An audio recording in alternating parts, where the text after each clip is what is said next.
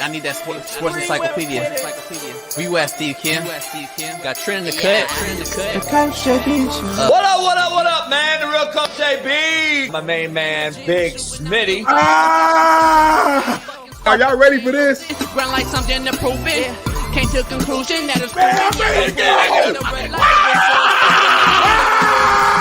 Smitty and JB and Smitty from West Coast to your side, worldwide, we in your city. That sounds fine. Keep it 150, we never change what's happening. Hurdle and get In any metric, Coach, you cannot have Russell Wilson. Nick gave me my first offer. Like, you gotta have that store. You gotta be marketable. Hockey, football, baseball, then basketball. Oh, I love this fucking show so much, man. Are you mixing light and dark at 11 a.m.? I'm elated that I can be able to coach, that I can be able to mentor these kids, and give them everything that I've learned over the last 20 years. Smitty and Jason Brown, killed it, yeah, it's a rap. We what the game's been missing, we switched it and filled the gap. Smitty and Jason Brown, we killed it, yeah, it's a rap. We what the game's been missing, we switched it and filled the gap. You are now tuning out to the Coach JB Show.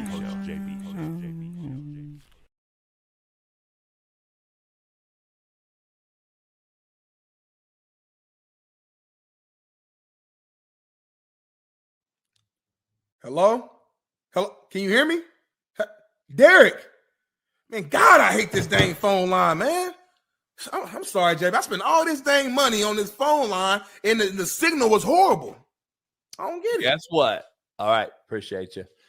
We got a new deal with Mint Mobile. I just saved your whole life in phone drama. Mint Mobile is now a new proud sponsor of the Coach JB Show with Big Smitty. Stop playing.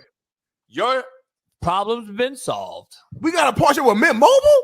You talking about Ryan Reynolds, Mint Mobile? Stop playing right now. Hold on. Let me Google this real quick.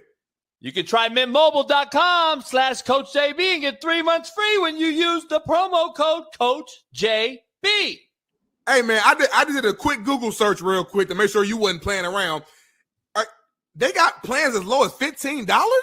They got plans for $30, unlimited everything. Speed, coverage, data, access to 5G, unlimited talk, text, mobile hotspots. You can talk in Mexico, talk in Canada, and they're built on the nation's largest 5G network. Are you kidding me, JB? Hey, and everyone wants to know how hard it is to switch to your service. Big Wireless wants to think it's hard. They want you to think it's hard, Big Smitty, but switching to Mint is super easy thanks to digital eSIM cards, which most phones now have. You can sign up and activate immediately right on your phone from the comfort of your own home.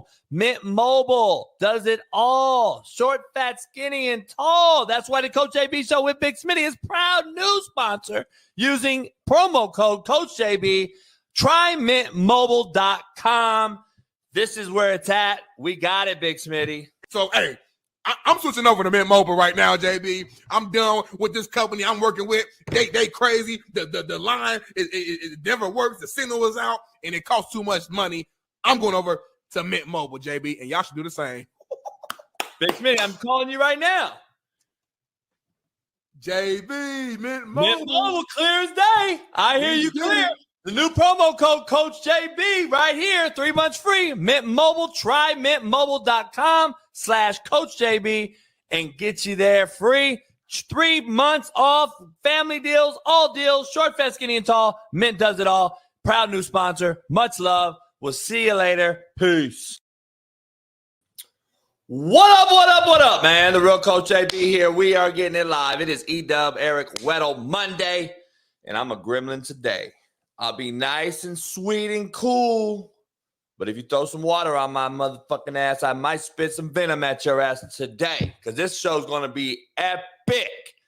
It is E-Dub, Super Bowl champ Eric Weddle Monday. He'll be joining us, giving us all kind of insight on what a Super Bowl is, the prep to the Super Bowl, what it leads up to, and what it is during the Super Bowl radio row, how crazy it is, and all that and some more. But it is a loaded Monday, just so you know. Give you a little lineup so you know what's going on today. Big Matt McChesney has some breaking news that you will not want to miss. I hope everybody shares this on Twitter right now live. Blow this show up. Get 10,000 people in here live because it's about to be a crazy show today. Big Matt has something to get off his chest about his alma mater, and you know who that is. Stay tuned. It is going to be very, very interesting to say the least. You do not want to miss this one. Plus, we're going to dive into that. But we have Sweetness, one of the greatest running backs of all time, Walter Payton's son, Jarrett Payton, Miami Hurricane University running back, Jarrett Payton, who covers the Chicago Bears, joining us as well. This show is going to be off the chain. He's going to break down the Justin Fields, Chicago Bears things that he covers there in Chicago. We're going to break that down. Eric Weddle, of course, Big Matt, and Jarrett Payton. Don't miss this one. It is going to be epic. Pound the like, subscribe, become a member. We're going to dive into it. And I can't wait to address everybody from Blake Borvitz, Kansas City goggle wearing cats. KCBD made a new account to join us, come in the account just because the Chiefs finally won a game and now he's back. Ooh, can't wait to cover all this stuff. But listen, man, you know, breaks my heart to have to discuss the morning that we're in for Big Smitty. And he feels the same way about me with Patrick Mahomes. We are in a very, very, what do we call that? A conundrum. We got a very, very interesting show today because today Patrick Mahomes may be carrying me like I carried him, like a baby. And all the Lamar Jackson supporters and Smitty is going to take some heat today because Lamar didn't look good and lost yet another playoff game. I don't know where we go with this show. It's going to be crazy because I don't know. We were in a no-win situation. One of us, great co-host of the Coach JB show with Big Smitty, myself, Big Smitty, one of us was going to be fucked today. And it ended up being both of us. Both of us are fucked today. So, with great humility, I have to bring in the great co-host, the LeBron hairline having, the AR5 goggle wearing, the Lamar Jackson enthusiast, the Far East Side Post Road 317, Ball State legend, Fox Sports, go getting grinder, Naptown's finest, my great co-host. Please, everybody, give him a break. He's young. He just turned 30 years old. He doesn't know how to handle adversity like I do. Please take it easy on my main man, Smitty, today. We already got 800 people in here in 5 minutes. Make sure you guys pound the like. Take it easy. But welcome in. I don't know if we have a sad song or not. Do we have a sad song? Maybe we have a sad song for Big Smitty. But please don't. Hold on tight. It was at this moment that he knew. He fucked up. It was at this moment that he knew. He fucked up. It was at this moment that he knew. He fucked up. It was at this moment. Big Smitty. Very, very, very, very humbling approach to this morning show. Big Smitty, you got glasses on looking like Belle Biv DeVoe today. What do you got to say, Big Smitty, to address all the haters, everybody out there that's going to give you a lot of slack? Because I'm ready to take it on as well. We're fighting two fronts here from two different battles from the same backyard, Smitty.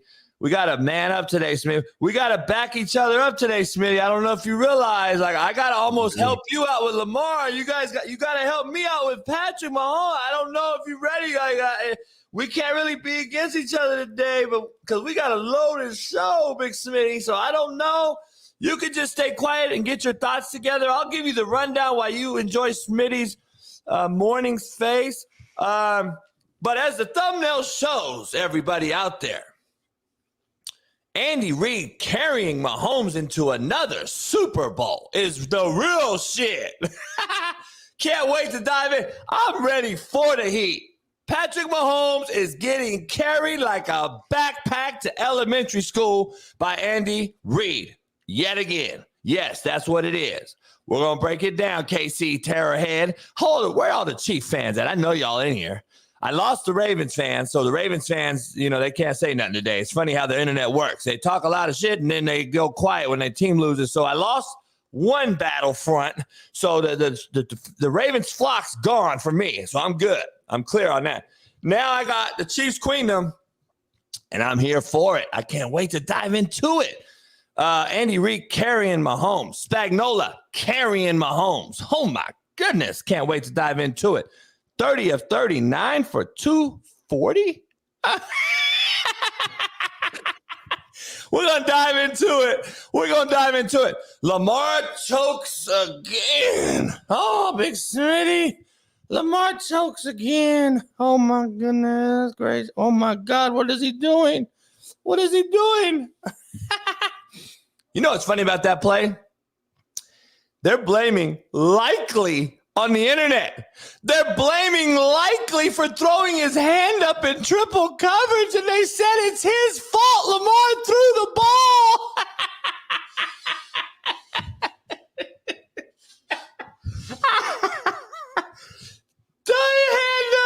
They said Likely's fault. Homie, Ryan Clark said it was Likely's fault, dog.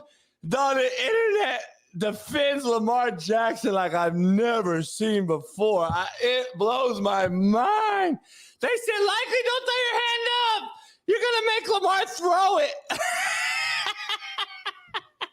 I thought you said we were working together today, JB. I thought we were working together. This doesn't seem like we're working together right now, JB. I'm not going against you, Smitty. I'm just trying to introduce the show, Smitty. That's all. Nothing against you, Smitty. I'm just saying. I'm just making sure. Oh, yeah, you're good, Smitty. Continue. Saying morning, Smitty. We got to. Dan Campbell display one of the biggest epic fails I've ever seen, and I don't want to hear nobody defending Dan Campbell today. Bite off your kneecaps, Dan Campbell. Shit. Kick a field goal, ass Dan Campbell. I can't wait to dive into this one. Ravens D coordinator, while Lamar was thrown into triple coverage, McDonald is to meet with the Commanders today, one day after losing to the Chiefs. Horrible timing, horrible display of professionalism by not only McDonald, but by the NFL for allowing these meetings to occur during the playoffs, during a Super Bowl run, when you're showing that you really are putting your players second fiddle on your current roster and interviewing and focusing on getting a head coaching job on another roster. I am sick and tired of it. We're going to dive into it and break that down. Jim Harbaugh, the new Chargers head coach, said he was starstruck to meet Justin Herbert. I don't love it, but I do love what he does when building programs. So I'm buying in. I'm all in on Jim Harbaugh. The Browns are going to hire ex-Bills offensive coordinator Ken Dorsey. Love it or like it, pound the like either way. We're going to break that down. Kadarius Toney goes live on IG. Wait till you hear this one if you haven't already. What a shitbird. We're going to dive into that. And LeBron delivers in a huge way as the Lakers beat Steph's Warriors in 2 overtimes. Steph dropped 43. LeBron did some things that has never been done since Kareem. We're going to dive into that. And Big Matt McChesney, fellas, I just got to let you know, ladies and gentlemen, joins us to drop some breaking news in some groundbreaking fashion about Deion in Colorado. That's all I'm going to tell you. Smitty may be a little overwhelmed today. This is a big-time show, fellas. I just don't everybody understand this is a big-time show today, and I just want to make sure you guys help us with Smitty carrying him along. I've been here, done that, so I understand Mahomes' take and hate. I'm going to take that in the chin. We're going to get into it. But let's start off with the quote of the day, brought to you by betonline.ag. Use the promo code CoachJB. Use the promo code BELIEVE, BLEAV, and get you 50% off plus welcome bonus. Bet online where the game starts. You got Super Bowl bets, you got NBA, you got hockey. Baseball's getting ready to start. Bet online where the game starts. Promo code BELIEVE, BLEAV. Quote of the day. If you want to fly, Big Smitty, give up everything that weighs you down.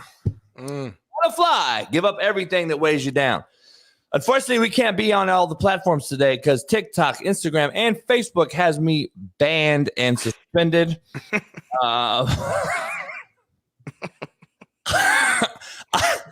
Smitty is laughing because he's came and brought this up to my, JB, let's make some money. Let's not do nothing dumb. And we've talked about it all the time. And I didn't even cuss this time, Smitty. Unfortunately, I didn't cuss. I abbreviated the cuss words. Okay. So apparently you could abbreviate cuss words, or actually you could just straight out cuss me out. But if I respond, do you know why that is? I'm curious. I think the algorithm is working against you now. I think they're so used to your history of what you used to do and say. People's history. Yes. So now, you know what? You're the Draymond Green of the internet. So, Draymond can slap somebody in the hand and he's going to get suspended now.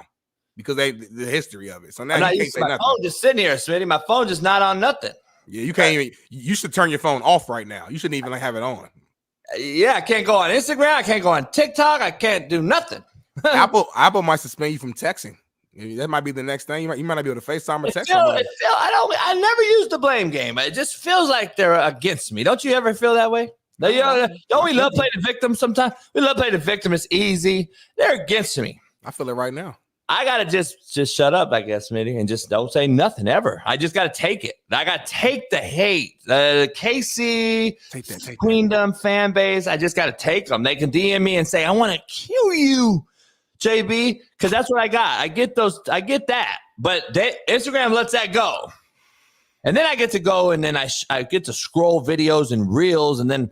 Girls whole monkeys out. Like, it's okay. That's okay. Like, the whole monkeys out. Like, I see the labia. I see the string from the tampon and the motherfucker's print. And it's okay, Smitty. I see the ass shaking. It's fine. Like, I see lips and it's okay. But don't say, damn, JB, you are suspended. So, the algorithm must really be against me, Smitty. I'm going to be honest.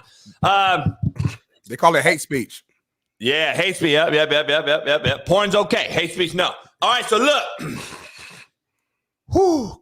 Contrary to belief, we got a loaded show today. I'm going to let you know. It is packed house today. Contrary to belief. Big Smitty, if you tell the truth, you don't have to remember anything. If you tell the truth, you don't have to remember anything. That's why I just have a freedom of speech. See, I guess my speech is so free in my mind because I just tell the truth. I don't have to remember shit. I'm just like, JB, what happened? Oh, well, you was a bitch, and then I called you out. It was 3 years ago. Well, what do you mean? You asked me what happened. I called you. I just told you was a bitch. Oh, you can't say that. Well, I don't remember shit. I just try to tell you the truth. I don't have to remember shit. If you lied, Smitty, he lied, and you have to go like, oh fuck, did I lie about that? Did I remember to lie? When I said I like Smitty, but when did I say I liked him? I got to remember shit. Nah, I don't want to remember nothing. I just tell the truth exactly when it was. Poll question, Big Smitty. Who will win the Super Bowl? Man. That's the poll. Smitty's very quiet today because in right fashion, we have a lot to go on. His wheels are turning. We got a lot going on right now. The most hated team in my world, contrary to all of your beliefs, is not the Chiefs. It's the 49ers, as Eric Weddle will be joining us to explain as well. We do not like 49ers here in LA. We do not like the 49ers. We do not appreciate the 49ers being in Super Bowls. And I'm just telling you right now, take a deep breath, Smitty. You better not say what I think you about to say. It's hard to come out of the closet. Pause. But if you put a what do you call it when it's fake? Like a fake gun, like when you fake Cap? I don't know. No, it's called a reverb or a BB gun? I don't know. No, it's like when you do it with a symbol. Oh, anyway, when you put a fake Fugazi? Nah, when you put a fake news in my head and ask me, who do you take in the Super Bowl? Who are you rooting for? Proverbial. Nah, it's not proverbial. I have to go Andy Reid and the Chiefs, dog. I got to go Andy Reid and the Chiefs, Smitty, because of Andy Reid that is a California native, one of the greatest coaches of all time. And I do know for a fact that he's the guy carrying this team and this quarterback on his back, in his backpack. And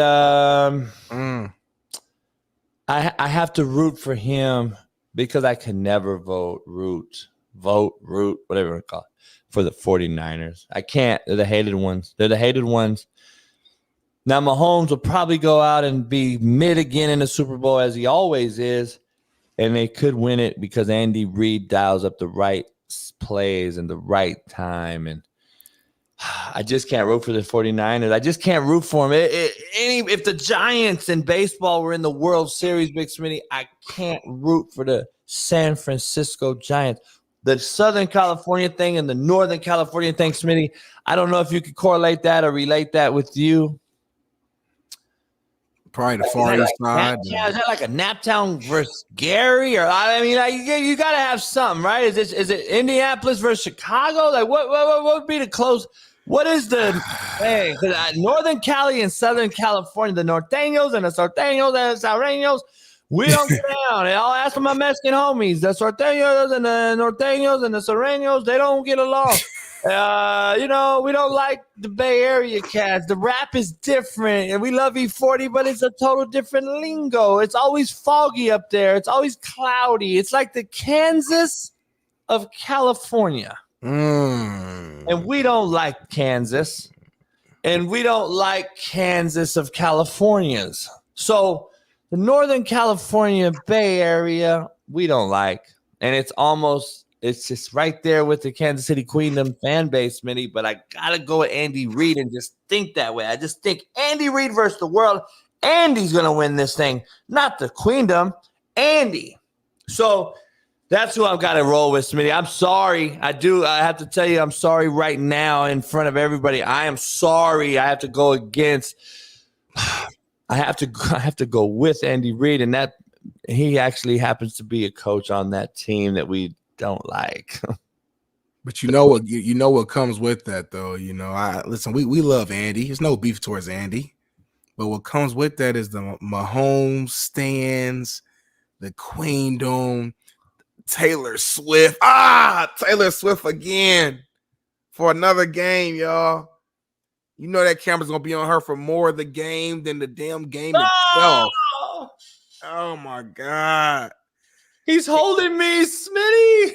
This is the worst day of my life. Not only does Lamar Jeffrey Jackson lose in the AFC Championship game, but they lost to the damn Chiefs, a team that I despise, a team that keeps me up at night, a team that just pisses me off when I see them.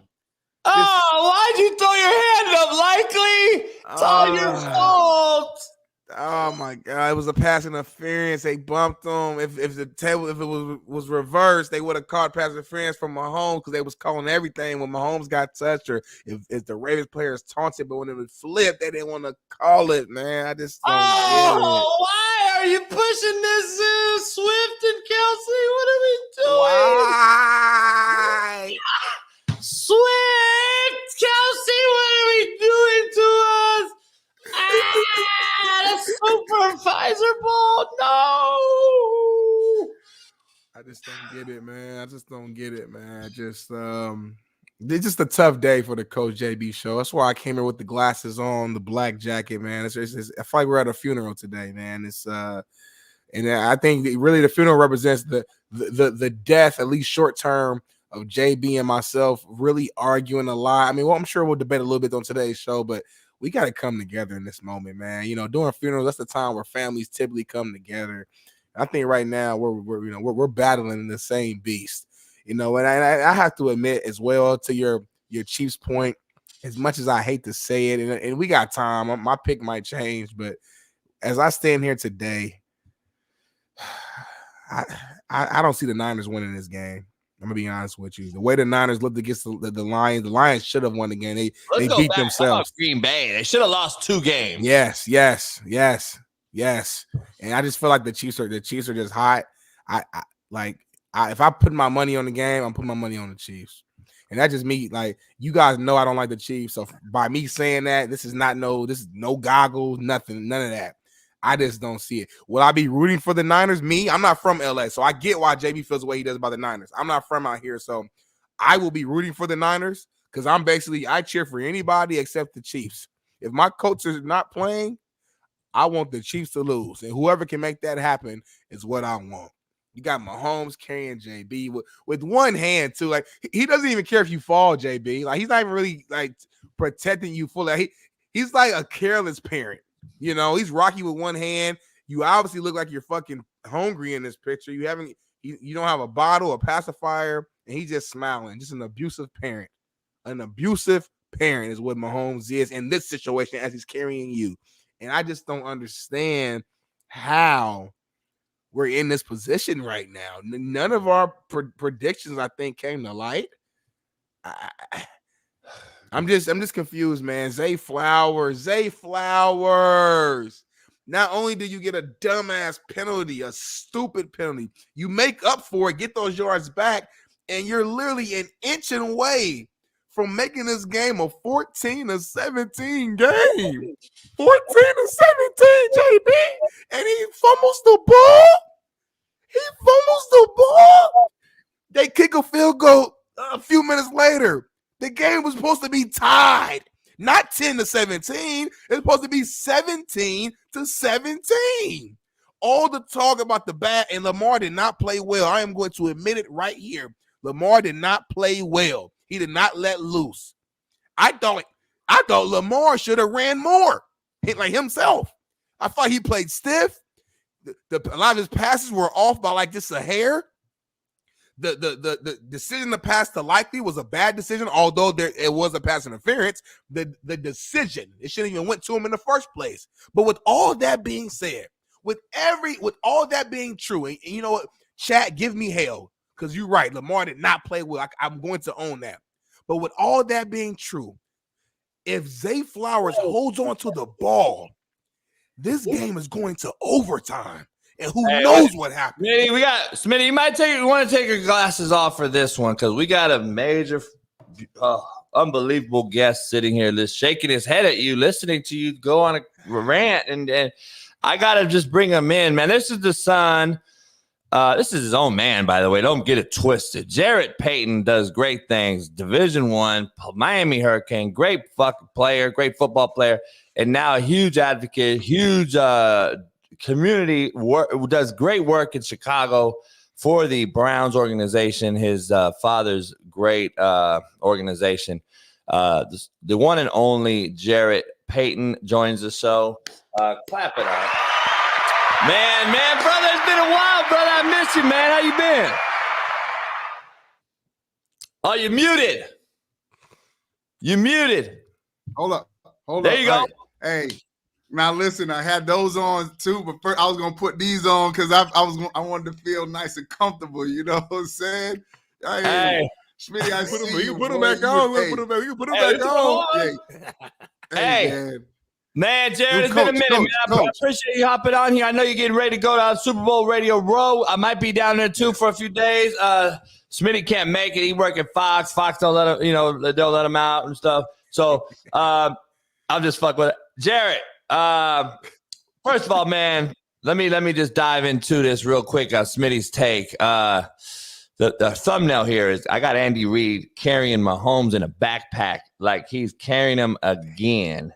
Now listen, we all love Patrick Mahomes. Everybody thinks he's great and all this. I give him hell because the Queendom fan base, I call him, just hates me to death. But having said that, Jared, is Andy Reid getting a little bit is he underappreciated in this whole thing? Because this team right here was thrown under the bus 6 weeks ago. They don't have no receiver. They dropping the ball. They ain't got, and Andy Reid again is in another Super Bowl. Like, can we really break it down? Like, I'm being honest, this guy right here may be one of the here's my question for you. Is Andy Reid closer to being the GOAT than Patrick Mahomes is? Ooh,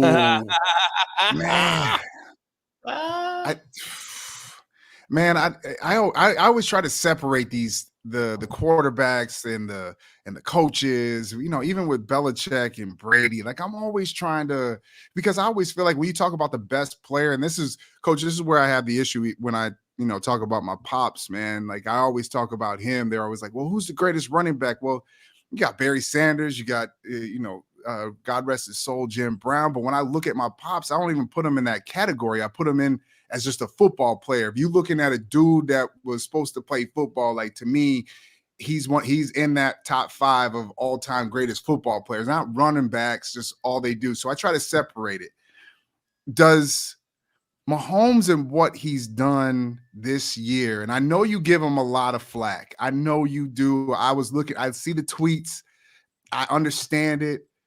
But what he's done this year and what Andy Reid has done together is special, because I did not think that these dudes would be going back to the Super Bowl. Nobody.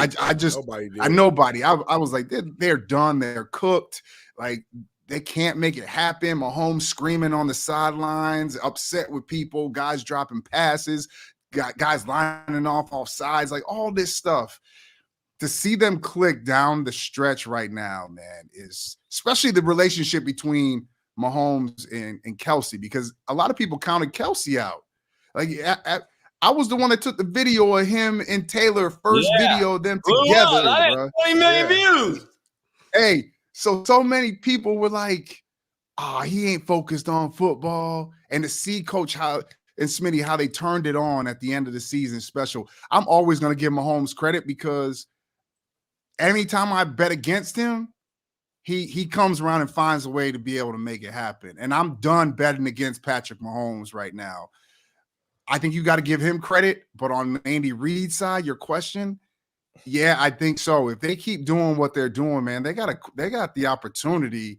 If Andy decides he wants to keep coaching, though, Coach, I don't know how much longer he wants to do it. I feel like he's going to keep doing this and keep coaching as long as Patrick is playing. You only luck into these situations with quarterbacks like this to be able to win championships. And they got they could do something that the Patriots did. They could keep going on this run. 4 of the last 5 years? I mean, they could keep going if they really want to. And to me, Andy Reid is in that conversation. He will be in that conversations of greatest coaches. And I think he does deserve a little bit more credit. No doubt. Jared, I got to ask you that what you just mentioned. You took the video of Kelsey. Explain that video that went viral that everybody blew you up on and everybody and their mama had you on their show. Explain that video at the airport. All right. So the deal was Bears and Chiefs at Arrowhead. I was there as my family. Eric Stone Street, the actor, he invited my family to come to the game and sit in the skybox and kind of relax. And we did. I brought my son with me, but also too, covering the Bears here in Chicago for WGN. I said, listen, I'm going to be there. And we already have a reporter there. I'm like, why don't we do like a little 10-minute segment. We could send it back like after the game. I'll get my credentials. So got my credential. I went downstairs after the game, and as I'm walking to get onto the elevator, the guy goes, "Yeah, this is the elevator, take you downstairs." So I was like, "Cool." So I get down, I go downstairs, and as we're going down, I see this dude in a suit, and he's buff. He like this, and he got an earpiece in, and he got another dude with him with a Mahomes, like a jersey on with an earpiece. So I'm like, oh, they security. Like, oh, I know security when I see him. So we're waiting for him to get on to the elevator, the guy in the nice suit, and he takes his earpiece out, and he's like, "Man, I had to tell the Bears where to go. Sorry." And the lady was holding the elevator, like she didn't say nothing. Like, I'm like, oh, he's important. So he was head of security for the Chiefs. So I'm like, all right. I'm like, he goes, "Man, sorry for the wait." I said, no problem, sir. We get to the bottom. We walk out. I go do my thing. We get on the field, and I'm about to leave, and I can see Travis in the box up there with his whole family. So as I start to walk, I was going to go straight, but I took a right. And as I took the right, I started walking down the hall back towards the Chiefs locker room. And that same dude comes around the corner with the suit on, and he stops me, and he's like, "Hey, what are you doing?" And I was like, "Dude, hey, yeah, I'm trying to get to my car. It's waiting outside." He goes, "Stay right here. Don't move." So I was like, all right, cool. So I saw people start walking by, and Coach Smitty, at games, when you see people walking with jerseys on, like a bunch of them, like that's the family walking, right? Yeah. So I saw 3 Kelsey jerseys walk by, and then I saw one of the dudes that was with Taylor from the videos that I was looking at on social walk by, and I was like, oh, bruh, they come, and I could hear her voice. I already had my phone on. I had my phone on camera, but it was closed, and I flipped that thing up. Boy, I had it like this. Man, they came around the corner, and she said, "Hey." I was like, "Oh my God, how you doing?" And next thing you know, boy, that thing went 16 mil. It was crazy, man. It was the first time I got back to the hotel, and I tell you, it was the craziest thing. Every single outlet, every person was calling me. Dude, I felt so important, man. I was like, bro. And then I'm thinking to myself, people are like, oh, they were like ex-football player. I was like, bro, dude, give me some credit on some of these videos. People just stealing the videos. Oh, yeah. What did Barstool finally gave us credit for breaking the news on Dion and Colorado's players getting their jewelry stolen. I was the one that broke it because I know the guy's father. So I broke it, and then Barstool finally gave us a little ad piece in the writing, but nobody's ever gave a video like I finally saw somebody gave you a shout out like a while after, but I saw you posting like, damn, can I get credit for the shit? Right, yeah, bro, just give it. I'm just got paid on that. For it. Right. Yeah, I'm just here it is right here. Yeah. That was the first time they were together, man. And like, that's the crazy first time because of Jared Payton right here. Yes, sir. She looked at me like she knew me. She was like, "Hey." I was like, "Oh, shoot." Hey, but I'll tell you this. I'll tell you this. I was looking forward to going to the Super Bowl this year and, being around, because we do the Walter Payton Man of the Year award. And this year, Patrick is Mahomes. He's the nominee for the Chiefs. And every single year that I've gone that he's been nominated, he's been playing in the game. So we don't get to, hang out with him at the community events and some of the other stuff that we do with the NFL. So I was looking forward to this year of like getting a chance to hang out with him. I'm like, yeah, the way the season's going for them, they ain't going to make it. And lo and behold, they're going back to the Super Bowl again. So I won't be able to hang with them. But at some point, we're going to sit down and be like, that video? Your boy took that. Yes, sir. Yes, sir. Hey, man, we can't thank you enough for getting in here. I know Smitty got some questions, but I gotta lead off here. Let me ask you straight up. You're in Chicago. Your dad's the most iconic Bear of all time. You're sitting there. You covered him. You're there. And listen, Justin's wore on me just a little bit as far as I think he deserves a shot just because you can't keep swapping coaches and coordinators and then quarterbacks to boot. Like, I just don't see anybody benefiting from that. So I've been on air and the record saying you got to keep Justin. You got to keep Justin. You kept Eberflus. You went out and said, all right, now I got to go get coordinators. The offensive coordinator they hired, Jared, to me, is a Sean McVay guy who's been with Pete Carroll, who's doing things with Justin Fields. And I got to ask you, with Geno Smith, how does that fit Justin Fields, or does it? So my question to you is, are they keeping Justin in Chicago, or are they going after greener pastures, which we often see fail more than it does it succeed? So I think they should keep Justin, but what are you hearing, or if you can even say, what are you hearing there in Chicago? Because I would love for Justin to stay there, to be honest, and keep growing. Especially with Moore at wideout, who's shown promise. I think they can go get a big time tight end or wideout, and maybe go get our boy from Ohio State. Smitty, where you at with Karen? Smitty. I think this is the big one right here. I think this is the big one. I thought Coach was going to say he wanted to go an opposite direction. That's what I was planning on Coach telling me right now that they should. Being out on the West Coast, he's seen Caleb Williams, and that they should move on. That's what I was expecting before. I was literally just thinking about it, but now I see. I think Caleb Williams is a Kyler Murray-esque. I think he's a bust. Okay, listen, I respect it. My biggest thing is I've always believed in Justin. I always have, and I felt like he wasn't handled correctly early on in his career here, just with the offensive minds that were around him. And so you guys both know, man, by watching, there's certain things that he can do that you just don't see on average film and on average tape. Now, are there issues there? Yeah. I think we all look at, especially these young quarterbacks that come into the league, so looking at C.J. Stroud this past season and what he's done, that's out of the norm.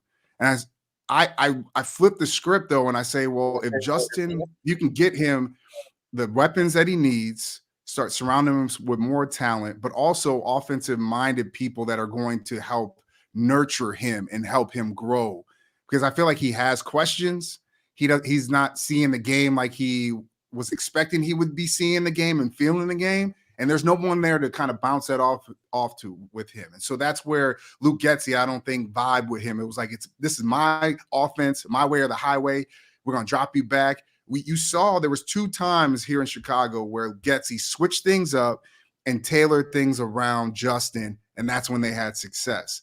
Now, lo and behold, you start putting more weapons around him. Marvis Harrison Jr., you add some more weapons. I feel like he's only going to get better. I look at Shane Waldron. I think he has an opportunity, what he did with Geno, to kind of just mix in a little bit of his thoughts. But my guy, Kerry Joseph, as well, that they just brought over as quarterback coach. I played against him in the CFL, and I played with him in Montreal, in Toronto. He's one of these guys that knows the game. He won the MVP award in 2007 when I was up there in the CFL, man. Duke can ball, but he also has that ability to talk to these young men and nurture them and help them grow. So I'm looking forward to seeing that. What I have heard here in Chicago. What? Not to cut you off. Why you, as you say that, the success of Jordan Love, does that put more pressure on what's happening in Chicago with Justin? Oh, definitely. I mean, that's why I was so hyped for the Lions to make it to the Super Bowl, because I wanted the screws to tighten a little bit here in the city. I don't want us to feel all Bears fans like, oh yeah, we don't want the Lions to win. No, I want you to feel the pressure. I want us to see the teams in the division that are in the playoffs and they doing well, like where we need to be, and we got to get our act right. And that comes on Ryan Poles, and I'm a Ryan Poles fan as well. I like what he's done. I like what Matt Eberflus has done.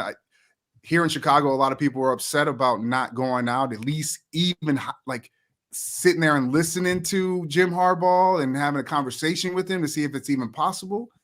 But on the flip side, Eberflus, man, lost his defensive coordinator like week 2, had to start not only be a head coach, but also coach the defense, which turned around by the end of the season, especially looking at that team, how they were with interceptions and also be against the run. They were a totally different defense. Now, if you compare that and they want that cohesiveness and they want to be able to kind of marry that together, I guess I see why you keep Matt Eberflus around if that's the case. The Justin thing, I see both sides. No one's saying anything, Coach. I'm tapped in with everyone. No one's. It's so tight-lipped right now. Like we don't know what's going on. But for me, either way they go, I will be okay. Because to me, it's either you're going to stay with Justin, and I'm fine with that because I believe in him. I know what he can do. But if you're telling me you're drafting a quarterback that you believe is a generational type player because you're doing your scouting and you're doing everything you need to do and you feel like that's the way to go, I'm going to trust you until you prove me wrong and it doesn't work out. But for a guy like Ryan Poles, this is if you're going to stay with Justin, that might, if it doesn't work out, your time as GM in Chicago might be shortened than if you go and get a new quarterback. And that, to me, that prolongs it a little bit, gives you a little bit more time with this organization when you have this young quarterback. So I see both sides of this. Poles is a guy that really likes more draft capital. And that's what I want. I want more draft capital. But I'm going to say this, Coach and Smitty, I'm going to tell you, I just want to be an organization moving forward here in Chicago that is drafting quarterbacks like every year. I don't care. It doesn't have to be in the first round. I want to draft quarterbacks to be able, if you see a guy that's in the third round that fits your system, let's start nurturing and grooming quarterbacks. We have never done that here because now what you're going to ask to do is whether it's stay with Justin or if you go get Caleb and you bring him in, you're doing the exact same thing we've done for years here. And that's just throw a guy in. Let's see if he fixed the problem. And if it doesn't, then we're like, oh, we don't have it. Because you look at the flip side of Green Bay, what do? I mean, they've had the luxury of having 2 Hall of Fame quarterbacks, but everyone's had a chance to be able to learn from the other one. And I think that's the reason why you start seeing success. We've never done that here in this city, and I think that's the direction that we need to go. We need to start grooming quarterbacks, cultivating quarterbacks, and growing them here in Chicago. Yeah, I agree with that 100%. I mean, no one knows it more than you, but like you said, the Bears have always been known for a physical team, great defense, good running game. You guys will have almost every piece needed except the main piece, which is the quarterback position. So at what point are you going to really learn? And, me just as a neutral football fan, like football is better when Chicago is good. We want to see the Bears be good. You know what I'm saying? So I'm a believer in Fields as well. I don't know what it is. I just think we live in this microwave society where everyone wants immediate success, like right now, and no one wants to actually, groom a QB and give them 3-4 years to really mature and wait. Now with that being said, he has been in the league for about 3-4 years now. So next season, if they're going to stay with him, we need to see like a true elevation in his play. Otherwise, then they might be looking themselves in the mirror like we made a mistake. So.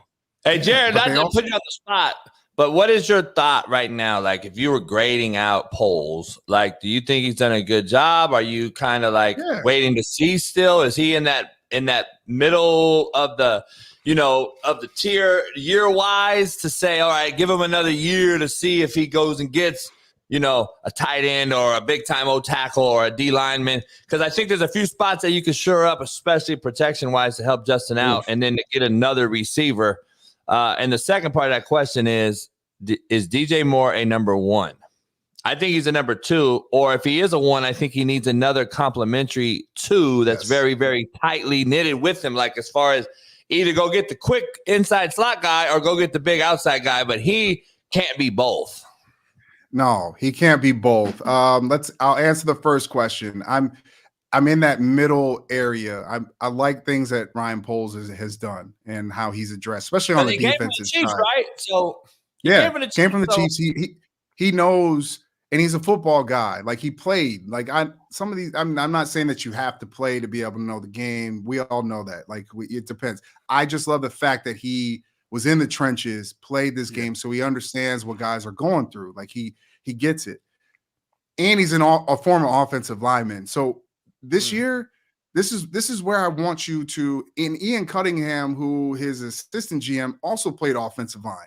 So the fact is that over the last 2 years that the offensive line has not truly been addressed like it should be is concerning to me. That's one of the things, because that was one of the positions that I thought that they would shore up, being former O linemen. Like, this is going to be your area for this offense to succeed. And both of you guys know, man, you're not winning anything. You're not winning anything. I don't like for real winning unless you can dominate in the trenches on both sides of the ball. You have to be able to win the line of scrimmage. If you can't, what are you just out there playing? Like you're not going for a championship. To be able to do it, to win a championship, you gotta be secure on both sides of the ball at the line of scrimmage. So I'm in that middle period. This is gonna be his third draft. I want to see what he does here because, and that goes behold of what he's going to do at the quarterback position. Because if you find a way to be able to trade that pick and get a haul, like I think you can, to be able to take care of this organization, you could set this organization up for success for years to come. I think the biggest thing of talking to Bears fans is they have that FOMO. They're worried about both sides. If Justin leaves and goes somewhere to like Atlanta and he becomes amazing, then you lose him. I'm like, okay. But then they're like, but I don't want to miss out on Caleb because if Caleb goes somewhere and he's phenomenal, now we're missing out on a generational quarterback. I'm like, I get that. So for Ryan Poles, this is, if not the biggest draft coming in off season for this organization, like in its history. Like this is where you either take a left or you take a right. Which way you gonna go here? And that's a lot of pressure. I trust him to make the right decisions, but also on the flip side to your second question, I see DJ as a number one in Chicago, right? Yeah. And I think I believe in my heart he can be a number one. But if you do pair him with another guy, if it was Marvin Harrison Jr. now. To me, that's what you've always been looking for. You're looking for that dynamic duo, right? And at some point, defenses have to pick their poison and who they're going to try to stop here and there. And that's the chess game. And having a guy like that, I think added to that wide receiver group is only going to help DJ do what he did this past season on a team offensively that was they had their issues. They were so up and down, inconsistent here and there, not getting to. And I think we're getting so pass heavy in the world that we live in. And I get it. I understand. Everybody wants to throw the football. But when it comes down to it, man, you look at the postseason and that's what really shows you teams that can run the football, man. It might be the lost art. Running backs might be, not looked at the same as they used to be. But dude, it is so. If you can't run the football, bro, you ain't doing nothing. So that's where we got to get back to smash mouth football. Smitty, you were talking about it, defense and smash mouth football. We can have that nice little balance.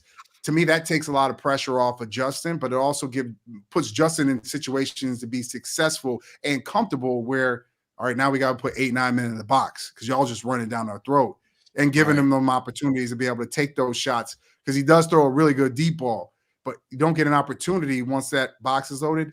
And coach, tell me, he's got to get better, and someone's got to teach him that feel of understanding man and zone and like feeling comfortable in zone. He doesn't see it. And to me, I would be motioning a lot more to give him some indications of like what cats are doing. And they didn't do that a lot here with Luke Getsy. And I'm hoping moving forward with Shane Waldron, that's a part of what he does, just to see so we can get a grasp of what's going on before play, so we can dissect a little bit to feel comfortable to understand. Okay, they dropping in zone. I got to find X, Y, Z, whatever I got to do, just to give them that indication a lot earlier.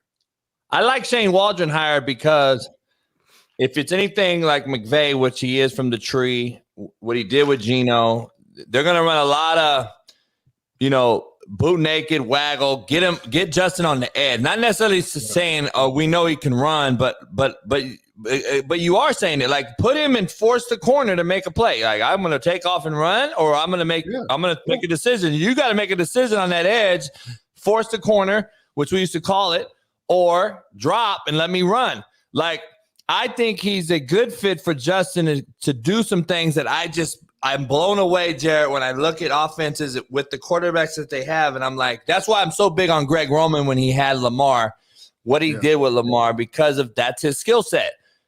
I don't know why you haven't approached that. I wish they would have got Greg Roman in Chicago. I think it would have been huge for you guys. I thought it would have been a great fit, but I just hope they didn't get Waldron to go get another quarterback. I just don't want to see another quarterback like you said. I draft one and give them the Mahomes, Alex Smith osmosis. Let me learn from you, like Jordan Love and Aaron Rodgers, like Aaron Rodgers, Brett Favre, like so many we've seen, Drew Bledsoe, Tom Brady. All the greats have had a guy. So but I don't know if the young guy is willing to do it, because at the college level and even at the high school level, Jarrett, we allow a thing called the transfer portal, and it is creating and it's going upwards. And I don't know if a kid wants to go there. He'll be like, damn, trade me. Like if he don't play right away. So I don't know, Jared. I hope that they do the right thing is all I hope. I know more than anybody, Coach, man. We're living in a different world now when it comes to NIL and all this stuff, and I'm all for it. I'm all for these young men, young women being able to make money and capitalizing, because I remember those times, being in school and I remember them selling Ken Dorsey's jersey in Miami, all the 11s, and he wasn't getting paid at all. I'm like, dang, bro, everybody's got an 11 jersey on. Can you imagine if you got like $20 at each jersey, dog? Like could you imagine? He was like, bro. And then Clinton Portis, when he got hot, they started doing the exact same thing. So it's given these players more of an opportunity to have their brands and be able to collect. I'm all in for that. But we are setting it up down the line for even the conversations that I've heard about Caleb, and I've heard all over the board stuff about Caleb. I don't know him, so I'm going to reserve judgment until I get a chance to know him or know someone close to him. But from the conversations of the people talking about his dad and calling the shots and stuff, that remember it was like he doesn't want to come to Chicago. Like Chicago's not, like all this stuff is like whoa.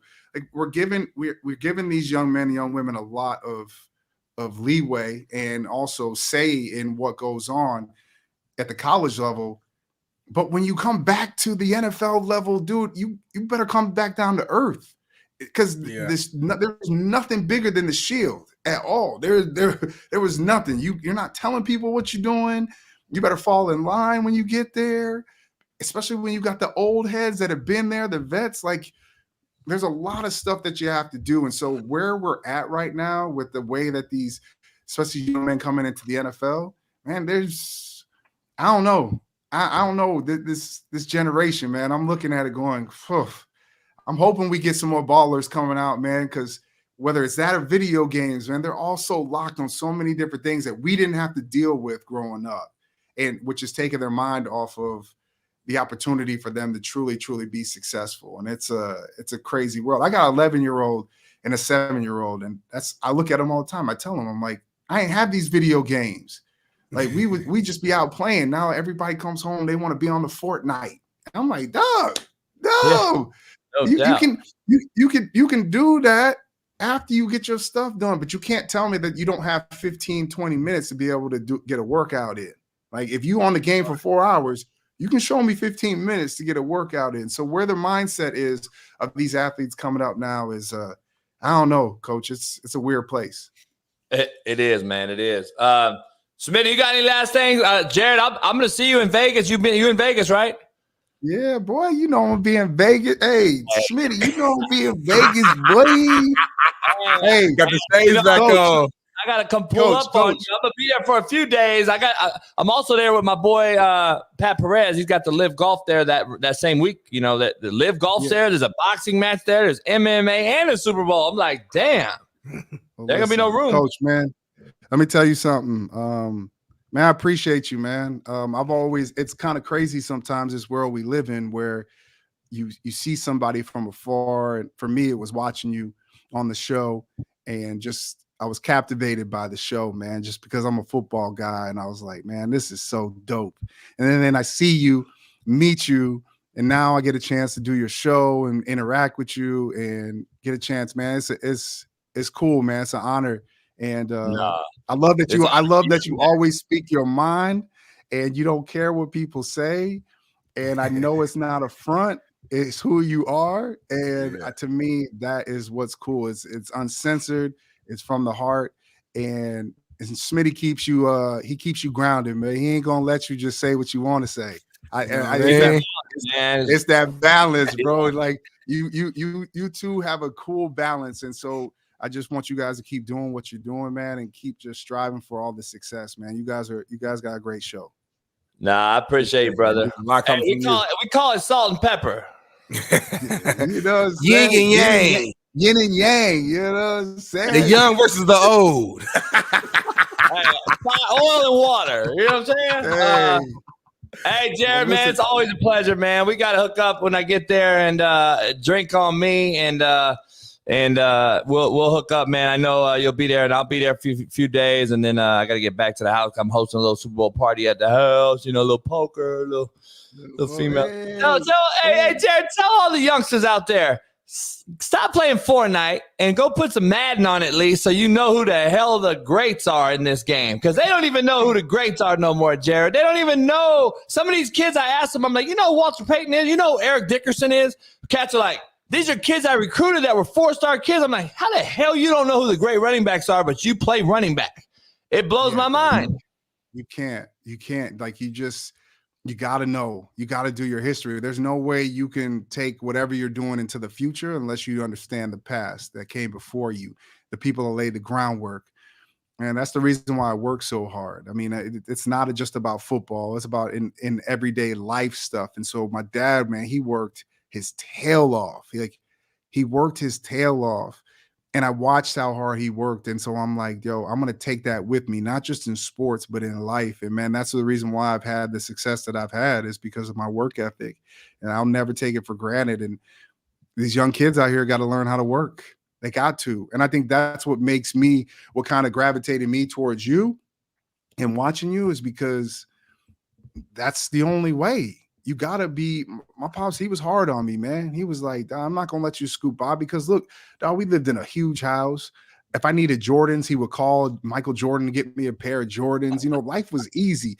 And I went to Miami. I went to the U, and I felt like at first I was like, I'm wearing J. Crew and Abercrombie, and like I get down there, it's 4X t-shirts, it's dreads. I was like, I felt out of my comfort zone, but those my brothers, they were like, they were family to me. They taught me what it was like to work. And a kid that came from having everything that I could go home and fall back if it didn't work out for them, that wasn't, a lot of them, it wasn't the case. And so they showed me how to work, man. I was around Ed Reid and Bryant McKinney and Willis McGahee and Frank Gore, like all these dudes who showed me how to work, man. And so, yeah, my career maybe didn't go the way that I wanted it to go, but being at Miami taught me how to work, man. And so I'm grateful for all those relationships, man. So any kid out there listening, dog, extra work, because there's somebody else working. Somebody's just like you that's working right now. They putting in work while you sitting on the video games. So no doubt, everybody's trying to make it. And you, Coach, you know how hard it is these days, bro. These kids are getting recruited at like 6th grade now. It ain't like, it's different. So you gotta be able to stand out. So appreciate you guys, man. I have stories for you when I see you because Urlacher comes on the show. We talk a lot, and I hang out with Jim McMahon up in Scottsdale with my boy Pat. They're neighbors, so he comes over and has dinner with us all the time. So great stories about your pops, man, and Jim tells me. So I'll have to tell you those private though. Hey, Jared, much love, man. As always, brother. T's and P's. I appreciate you coming on, man. Legend. Wrap it up soon. Hey, man. Y'all the best, man. I'll talk to you soon. All right, brother. Peace. Man, from one legend to another. This man right here, the great 0 to 60 podcast creator and host, and 60 Academy, runs one of the greatest recruiting services and training facilities in the country, right there in Colorado, right in the Colorado Buffalo's backyard, who he tries to help facilitate players across the nation, but especially to his alma mater at Colorado. And sometimes people take your hard work for granted. I would say to the least. I have private conversations with this great young man, Matt McChesney, and he's a normal, great adversary for our show and an advocate for the Coach JB show. And, Big Matt McChesney, clap it up.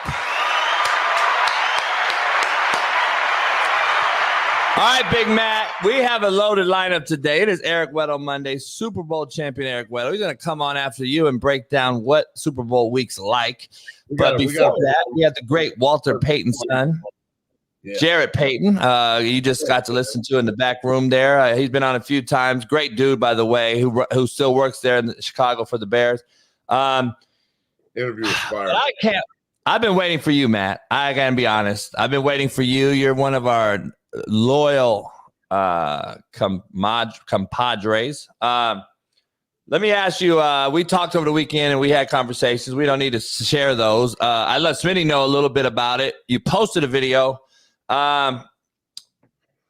Give us the breakdown. This is your show. You got the platform now. Let us know where we are today and what has transpired over the last 72 hours. Well, look, I understand that this is a minor thing in other people's eyes, but it's not your name.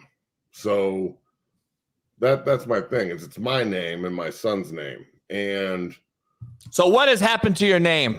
I'm telling you. So Sports Illustrated and a bunch of other publications put out every team in college football self-reports minor infractions, right? And nobody ever even writes stories on it because it's ridiculous. You know this, Coach. You had to do it. It's dumb. No one cares about minor infractions. I don't care about minor infractions. But the media does when CU does it because Coach Prime is a magnet. Well, right? It gets clicks.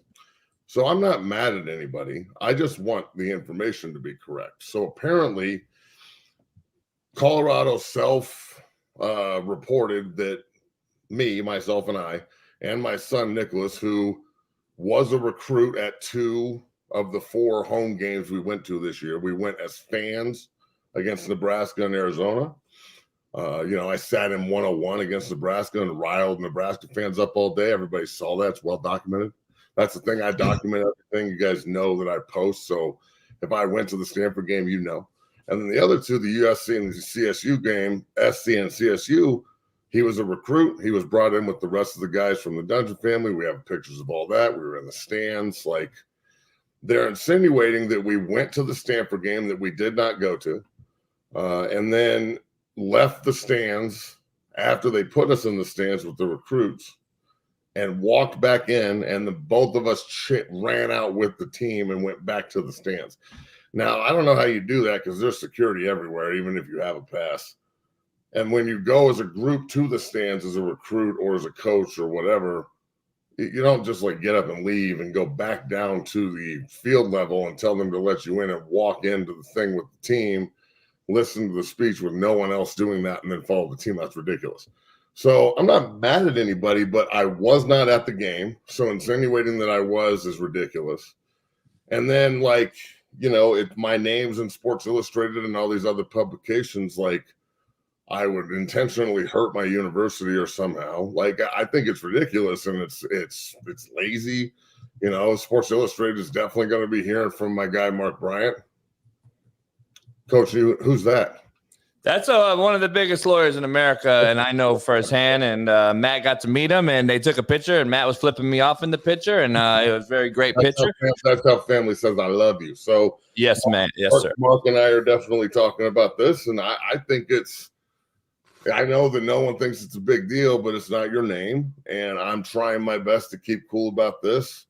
It's free press for my son, I guess. The 2028 recruit. All press is good press. That's true. He's a bad motherfucker, and he's a 2028 recruit. So that's good. I guess that's cool. But man, I wish people would just Colorado. I hear about this first from the media. No one called me from there, and then it's a bad look on all sides. And I mean, let's reiterate this again. I wasn't even there. So I was like sitting on my sofa at home. Like, we're talking about something that I couldn't have done. Chicago backhanded or no? No, I was here with my, my whole family. Everybody was watching the game, so there was no backhanding that night, unfortunately. But I look at it like the APM kickoffs are awful. We can't swing that with the kids. We did that at CSU. We didn't get home until 3 a.m. That's why we decided not to go. It's just, at least if we're going to get in trouble and self-impose and all this other shit, and you're going to throw me under the bus, like, can you make sure I was actually there? And like, can we do it for something like, can we get a rule? Like, I don't know, man. I understand that rules are rules, but I can't break a rule if I'm not there. And then I've had like the media. So like USA Today, this guy that has called me that's trying to like minimize it. All right. I can't remember the dude's name, but he's trying to like be, it's not a big deal. It's self-imposed. Everybody does this. Ha ha ha ha. I've got people calling and texting me like it's a funny joke. It's not your name. Of course it's funny. But like, they're talking to me like, well, maybe they just screwed it up and it's a different game. And I'm like, so we're just throwing stuff against the wall now. Maybe it's a different game. I don't understand, bro. So like, I understand people make mistakes. I'm not mad at anyone. I just, I don't know why I have to calm down and like, I did something wrong. I'm going to say this for the third time. I wasn't there. My son wasn't there. We watched it on my sofa right there, like 20 feet. So it's going to be hard for me to just sit back and be like, it's not a big deal. Just let them run whatever they want and talk about whatever they want. I'll just brush it under the rug. Like, this is bad for my business. It's bad for the look. It's bad for, people at Colorado that don't know what happened. Like, a coach reads this and they're like, oh, this guy's putting us in jeopardy. I think it's kind of messed up. And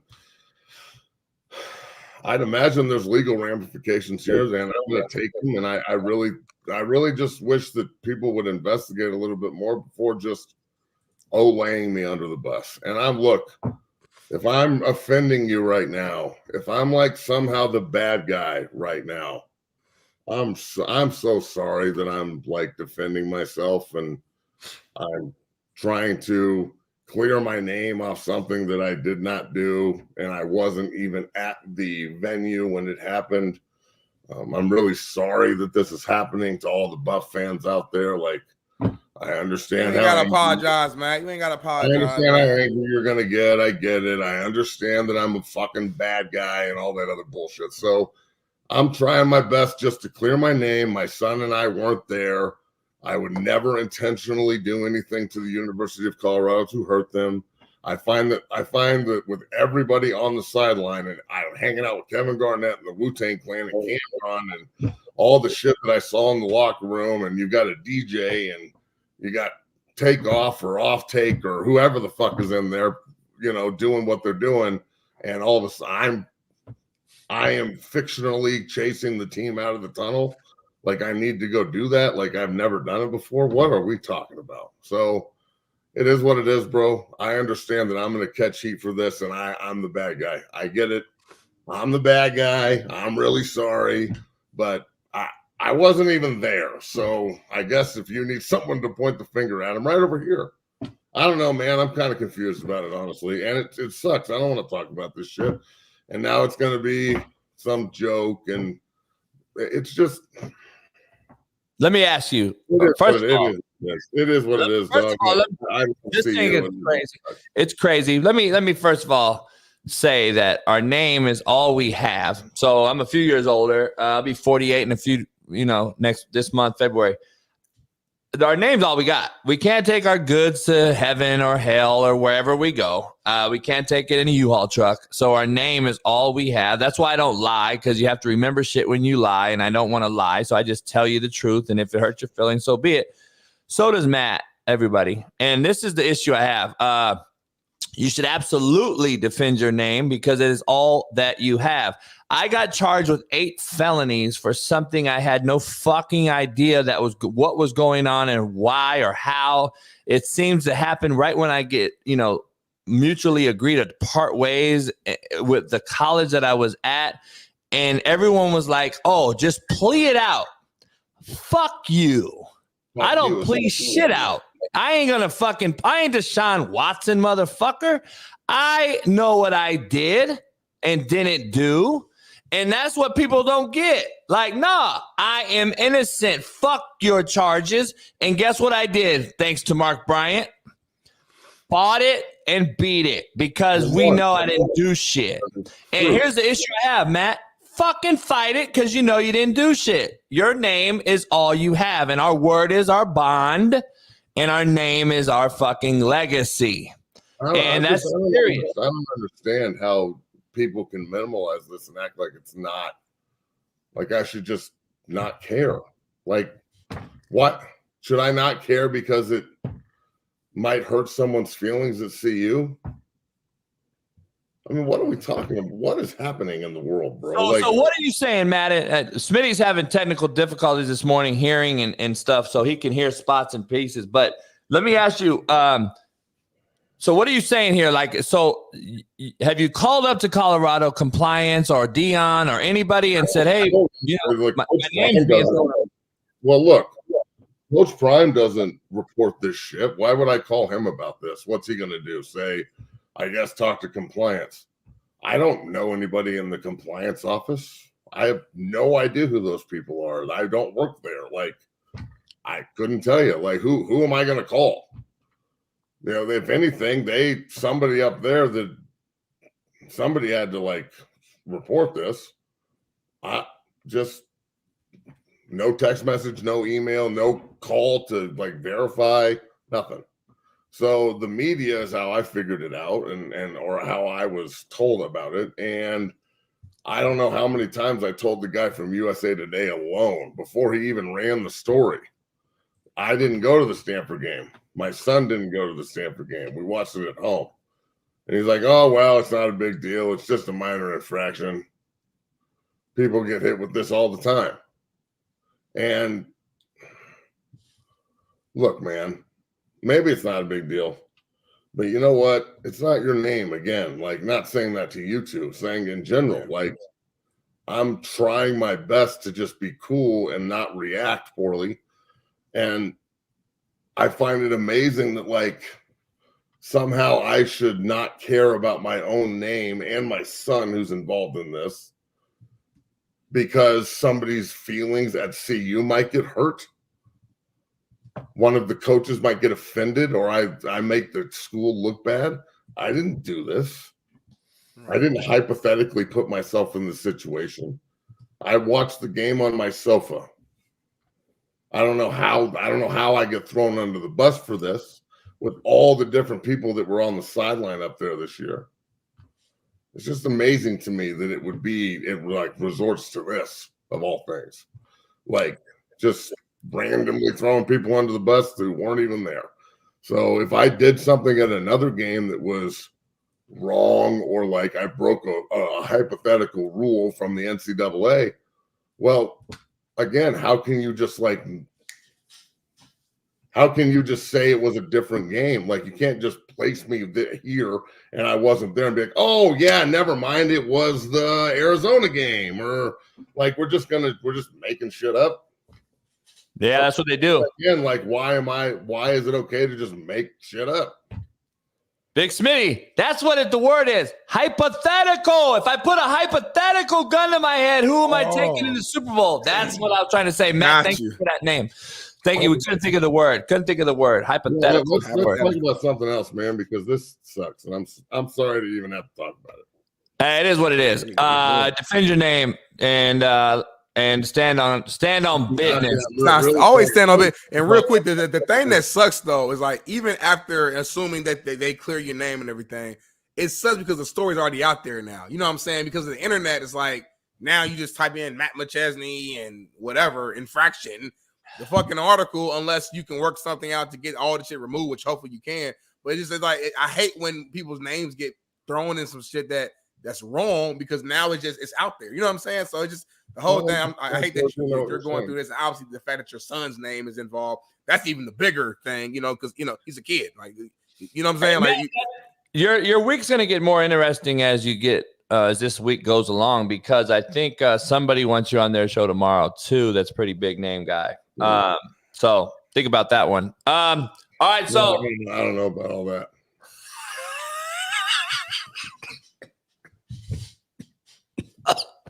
Fuck. I got. All right, Matt. You're on a pretty big show right now, and we got 1,300 people in here. Plus, pound the like, subscribe, become a member. Make sure you head on over to Matt's podcast. He does right after this one live on YouTube, 0 to 60. So we got a lot going on. Smitty's having a lot of technical difficulties today. Thanks to Jarrett Payton for joining us. Thanks for Big Matt joining us, sharing the story of this character and name assassination. We've all been there. When you tell the truth, it seems to happen more often than the ones that lie. That is the unfortunate part in this business, but it's the truth. But keep telling it, because eventually 2024, I hope, is the year of the truth tellers and the call out. So hopefully that's who we are this year. Let's move on, Big Smitty and Matt. We had 2 good games yesterday. Finally, I'm glad we had 2 great games to tell it all, to get them to the Super Bowl, to get to that, the biggest stage in the world, the Super Bowl, the most watched event in the world on a one-day shot, the Super Bowl. And we had 2 good games. Let's start in KC. Let's start in Baltimore with Kansas City. The conspiracy theorists are out there, Matt. Everybody thinks that this is a red and a blue thing, a right and a left thing, a shot thing, the vaccine thing. There's so many narratives out there. Let's just stick to the football game here. This was a great one. I enjoyed the game. I thought that Kansas City's defense has been lights out all year long. I think that when the offense does screw up in Kansas City, their defense is right there to carry them and catch them and help them. And in this game, Matt, you need both parties. You need all 3 parties, OD and specials, to get to a Super Bowl. They did what they had to do yesterday. What's your takeaway from that? What's your takeaway from the whole Lamar thing, Mahomes thing? Of course, that's going to lead the tabloids, but I want to know, why is Andy Reid not being discussed fucking more than he isn't being discussed? And I'm just kind of getting over it, and it's kind of exhausting how great this dude is, and the job Spagnuolo did on Lamar Jackson is really, really not being mentioned at all today. What's your takeaway from game 1? Look, there's no debating the greatness of Andy Reid. He is incredible. Patrick Mahomes is the baddest man walking the earth, period. And I don't care how this is debated, how you look at it, especially you of all people. This man is unbelievable. His killer instinct, it reminds me of Jordan-esque, Kobe Bryant-esque killer. He doesn't care where you play. He just went on the road in 2 hostile environments and fucking straight balled. He was on one yesterday. On one. Kelsey was on one. Those 2 are first ballot fucking Hall of Fame players, and that's what first ballot Hall of Fame players are supposed to look like. Let me ask you this. In today's world of everybody's first ballot Hall of Fame, I disagree with that. That's what first ballot Hall of Fame looks like, man. That shit was fucking impressive. That's what. Let me ask you this.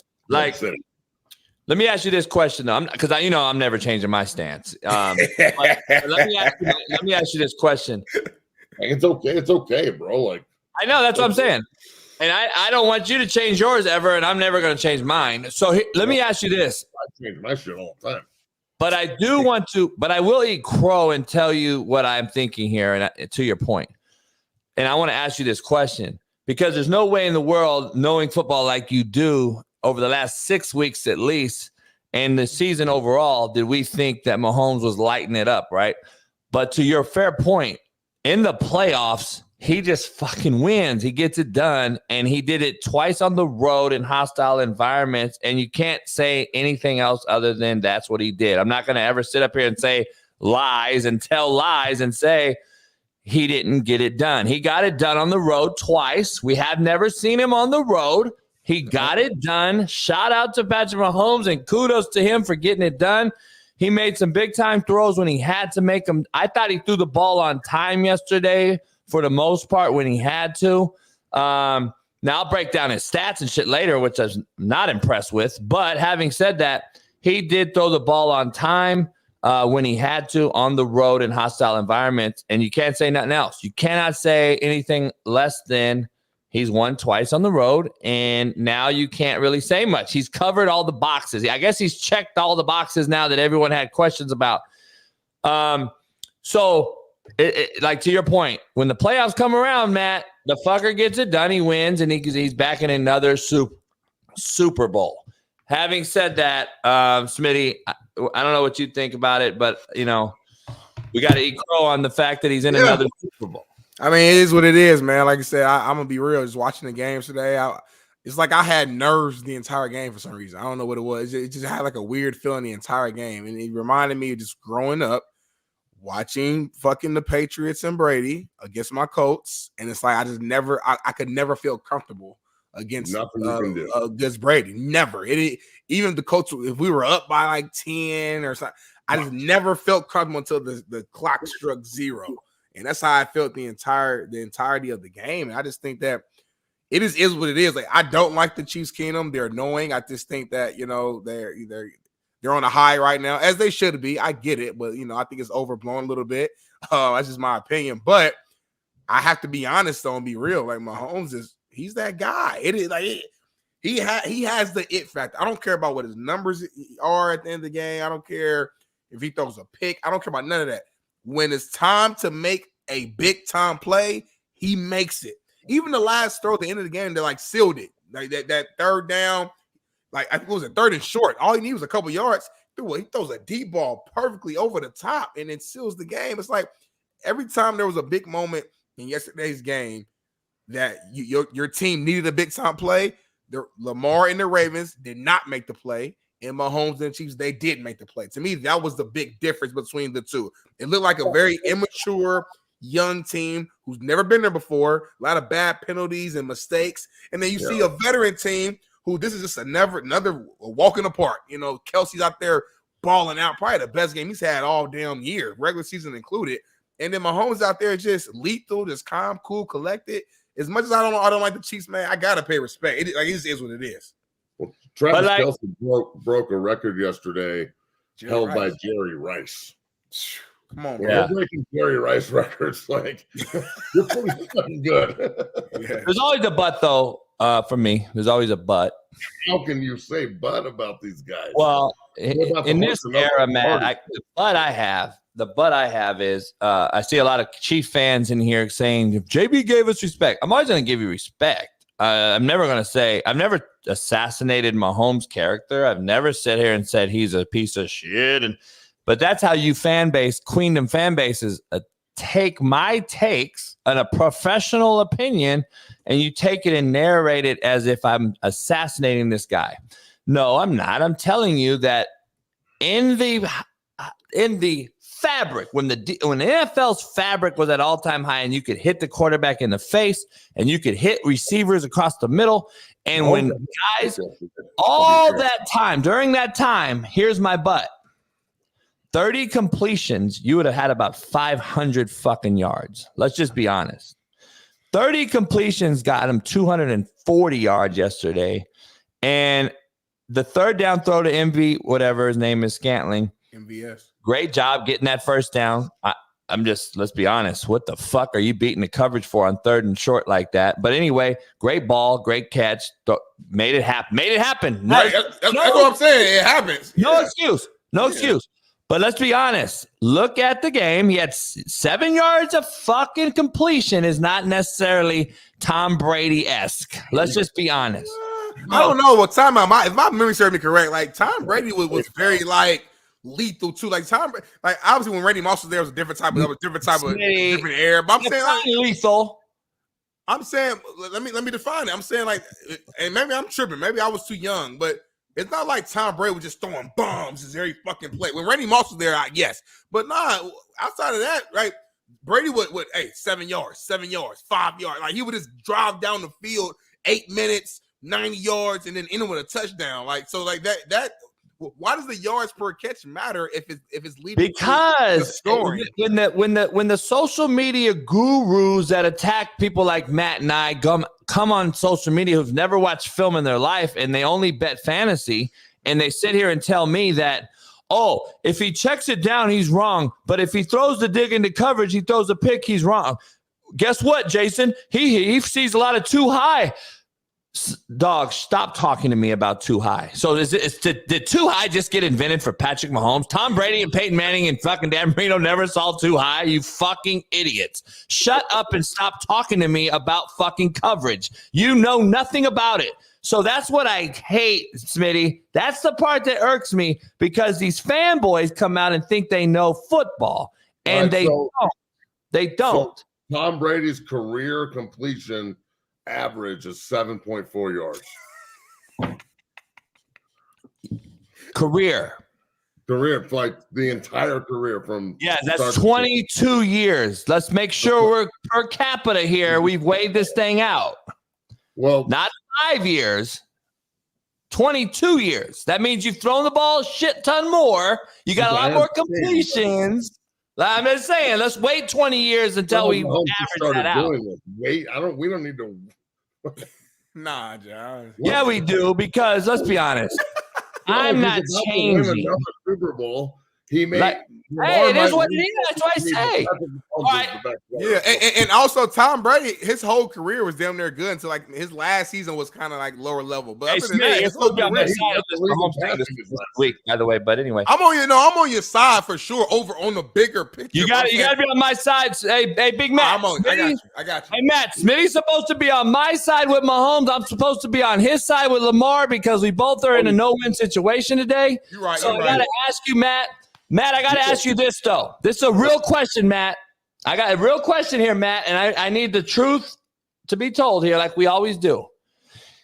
If I told you that Andy Reid is closer to being the GOAT than Patrick Mahomes is, what would you say?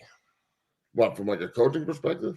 No, both. So Patrick Mahomes being the GOAT as a quarterback, or Andy Reid closer to being the GOAT of coaching. Who is closer?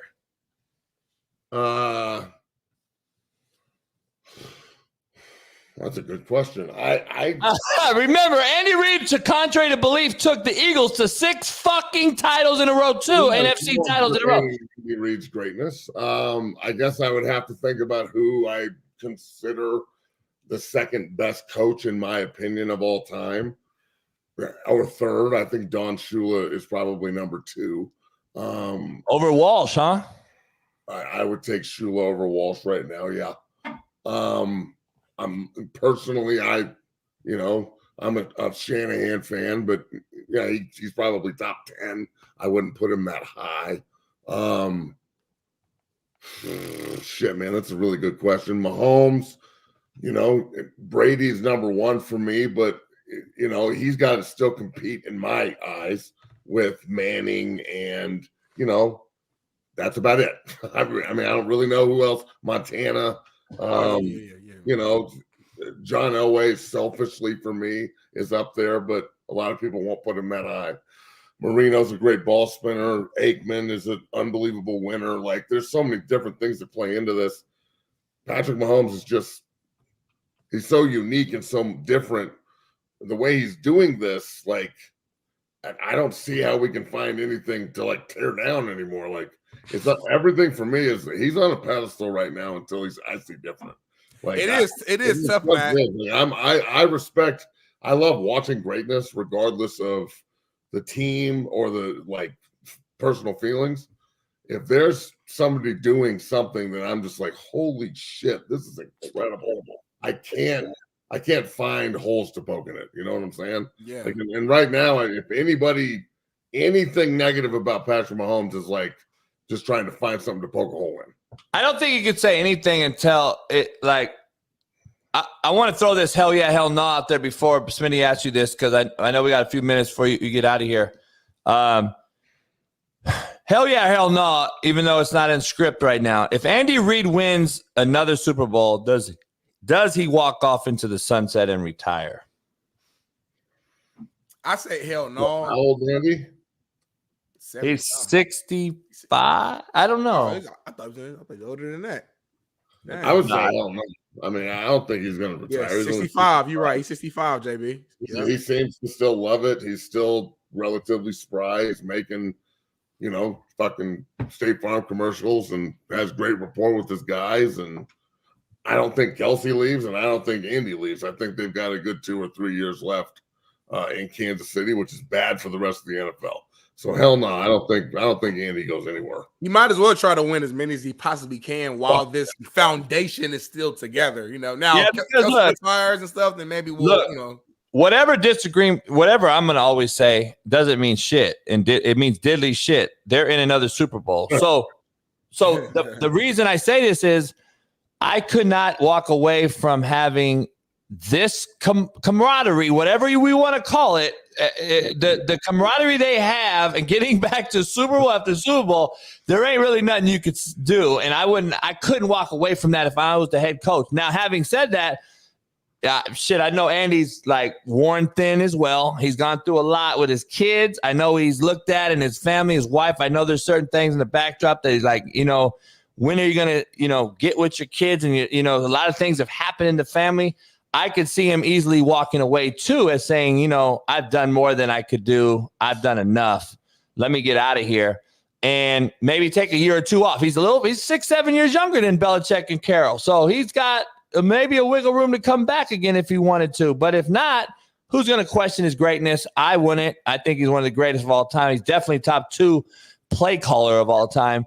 So having said that, Big Matt, I agree. I don't know if you can walk away from this particular greatness. But having said that, also, if he does walk away, Mahomes is still young enough to show us that he is either indeed the guy or just the other guy.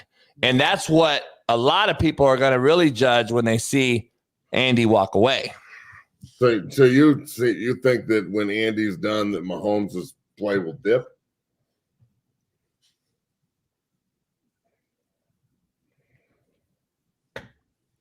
No. I mean, come on, man. What happened? Wow. I think that Mahomes is on a roll. I won't be surprised at all. And I don't see how you can pick San Francisco over Kansas City moving into this game. I don't see how you can, because that's essentially telling me that Brock Purdy is going to outplay Patrick Mahomes. And I'm moving into the rest of the games, I guess. But let's get to Dan Campbell take first of all. Well, yeah, we'll go into that game. I'll eat my crow on Brock Purdy. Another comeback, brother, seems pretty relevant to me. That's the way to shut motherfuckers up, myself included. That's some big time shit. Go get your money.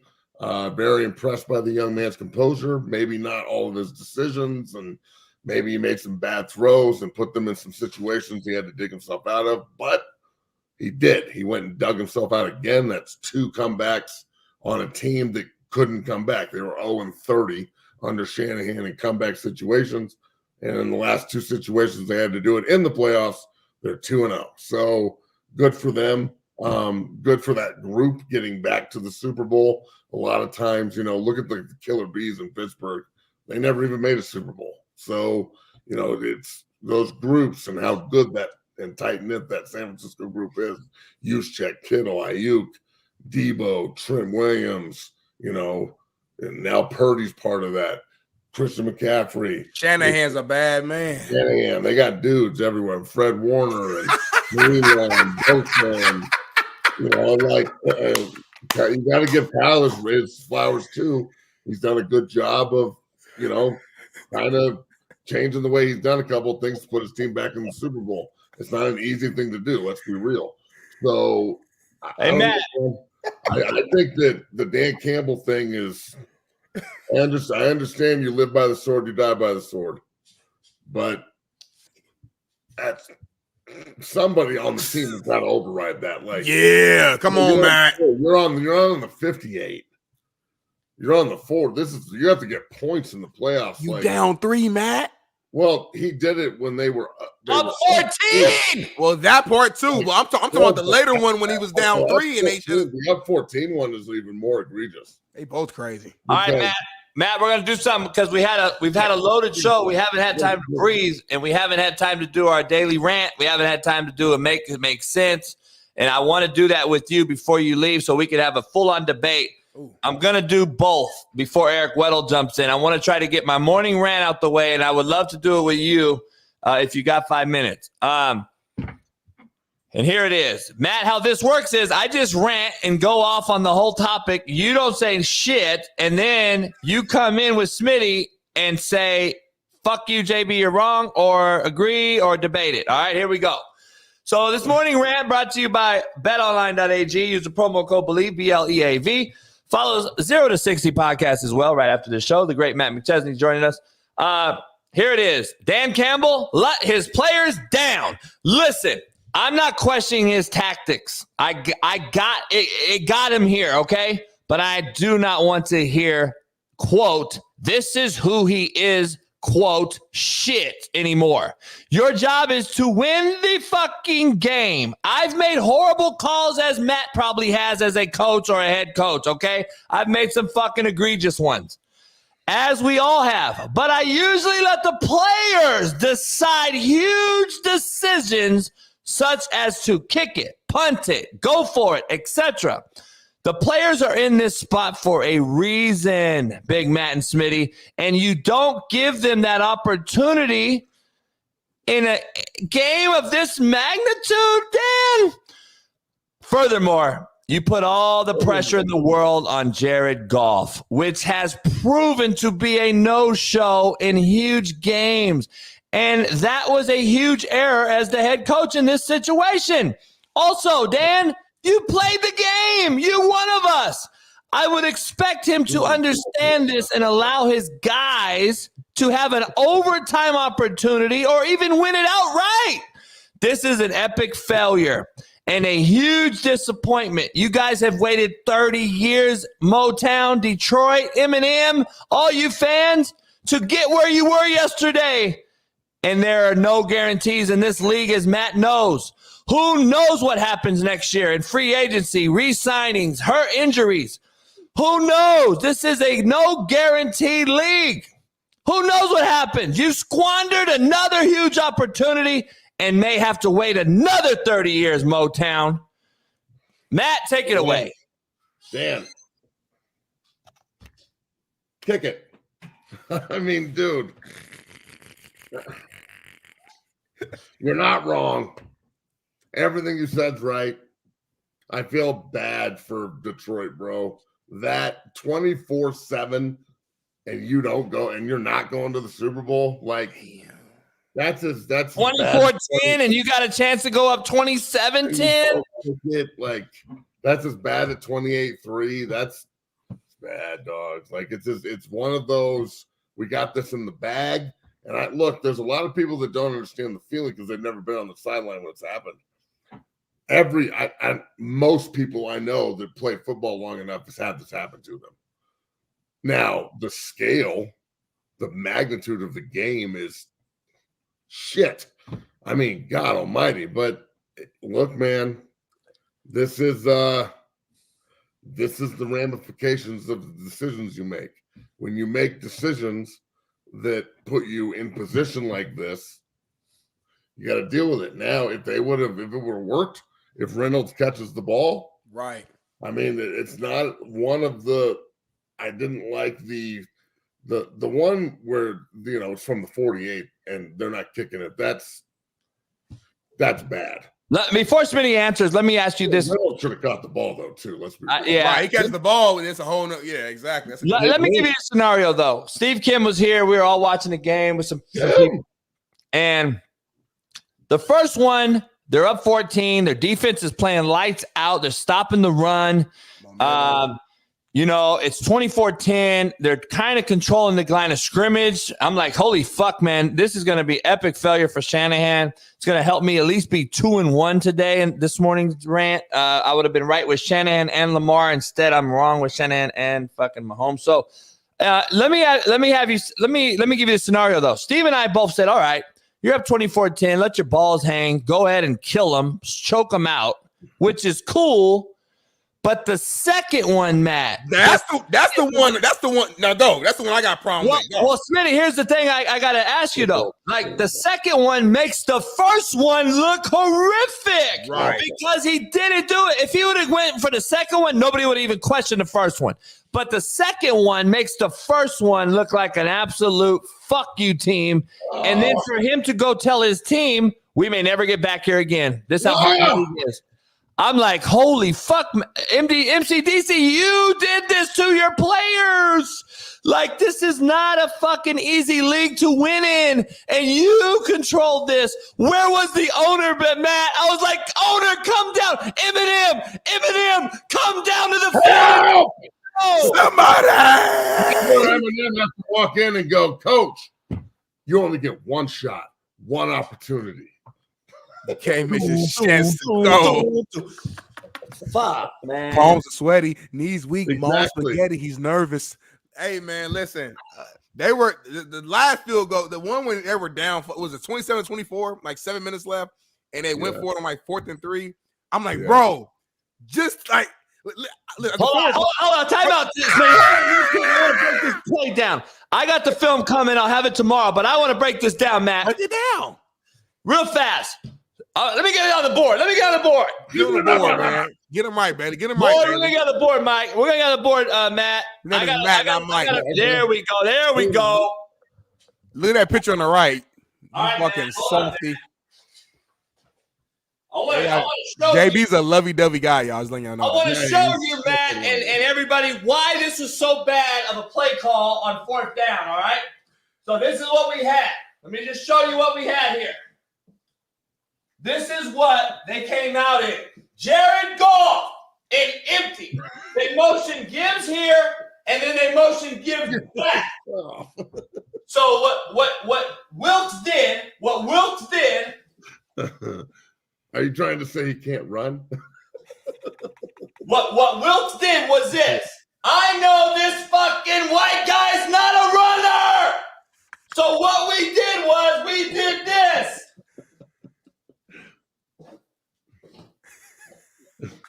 And guess what? Dog. He's circled here. He's circled here. He sprinted out and threw the ball to the fucking ground because they knew they could zone fire him and he wasn't going to fucking run. Yep. So not only was it a bad decision, JB, it was a horrible play call on top of the bad decision in the first place. So it's a double whammy. You're down 3 with 7 minutes left. Kick the fucking field goal. Tie the game. There's no win. Right? As a former player, I used to like being aggressive. I used to like going for it in certain scenarios. But in that scenario, every 4th down. It wasn't Lamar Jackson and empty. I mean, it's not fucking ever. It's 4th and 8. Go for it. 4th and 3. Go for it. 4th and 2. Fuck it. Go for it. What are we doing? Hey Matt, hold on, Matt. I seen the greatest meme last night. It was Dan Campbell playing fucking 21 blackjack at the card table. He had 18. He goes, hit it. He did it on 18. Fucking the dealers got a fucking sticks. Hit. Fucking hit me. That motherfucker got 2 10s out there. Fucking hit it. Oh, split them. Hit. Split those. Hit. Hey, Matt said 4th and 45. Fuck it. Go for it. Go for it. Hey, they don't even ask Dan Campbell. The D coordinator don't even say nothing. Like, go for it. Hey, Dan, look at the coach like, you know. Yeah. What the fuck do you think this is? Hey, all right, Matt, before you leave, we got one more segment we got to get with you because we have a loaded show today. All right, Matt, hold on, Matt. Can you do one more hour? 1 more hour. No, fuck, shut up. What the fuck is wrong with you guys, man? 5 minutes, Matt. 5 minutes. You said 5 minutes 10 minutes ago. He did. All right. We got a segment, Big Matt. We call it Make It Make Sense. Okay. We got to get our shit in now. We got to get our show in now, Matt. Come on now. Make it make sense. I go again, Matt. I go on a whole rant, and then you come in. All right. So here we go. Luka scores 73 points in the NBA Association. Devin Booker scored 62 points. Towns scored 62 points, and Embiid scored 70 in the same week. And now we are anointing them as the GOATs of all time. Kobe will be turning over in his grave as he would average 80 in today's game. Miss me with all your entitled bullshit and you enabled soft fucks we once called a physical sport are now playing in.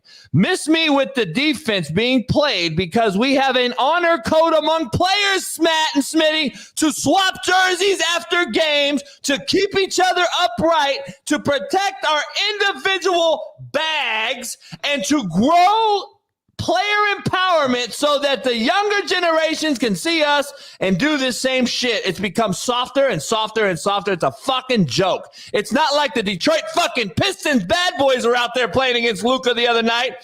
The game was actually a slap in the entire league's face. If you watch the Luka 73, it was layup after layup. Guys allowing him to the rack, allowing him to score was really hard to watch if you're a fucking guy that loves competition like I do. If guys make threes, to be honest, Smitty and Matt, so be it. If you fucking are on fire, so be it. But if you're allowing guys to run to the rack and you're just swiping at the ball with lackluster effort and allowing guys lay up it's a joke. I would find every one of those motherfuckers on defense. We are discussing Luka on this particular rant, but let's be honest. Let's be honest here. Make sure we're discussing the same guy who had a kid booted from the arena for heckling, but then turns around and goes into the crowd and beats his chest like he's the fucking GOAT of all time. Make it make sense. You can talk shit to the crowd when you score 73, but if somebody heckles you, you fucking have them booted out, you foreigner bitch. I'm tired of dealing with this motherfucker, and we're soft as shit. We're soft as shit, and I'm glad KG fucked over Paul Gasol that year, even though I'm a Laker fan, because these Euro fucks think they're the shit. They're soft as shit, and I'm just here to say that shit. I'm tired of these motherfuckers, and I'm telling you right now, go play the Detroit Pistons, motherfucker, Luka, if you think you're going to even score 20, motherfucker, and I'm so glad and happy, and I want you to make it make sense. When they say that Larry Bird and fucking Magic couldn't play today, guess what? The fat, slow white guy who can't jump scored 73, motherfucker. What do you think Larry Bird would have did, you fucks? Go ahead, Nick Smitty. Go ahead, Smitty. Great defense. Great fucking effort. Great effort. Yay. Great fucking effort. Oh, look at that. Great defense. He fucking really stopped him from getting. Oh, yeah, Luka, pound your chest. You're the fucking guy. You fucking pussy.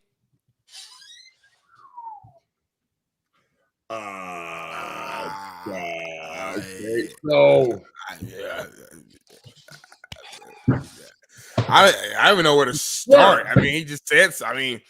so yeah, I mean, there's some, put that blood pressure monitor on. That's check that motherfucker. Tighten the sleeve up. Trust me, I deal with this shit. Tighten that sleeve up a little bit. Make sure it's right. Start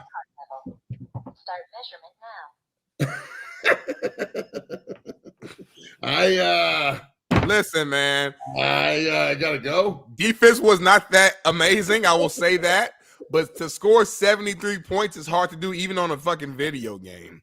So let alone, bad defense, great defense or not. 73? Like, that's a 73?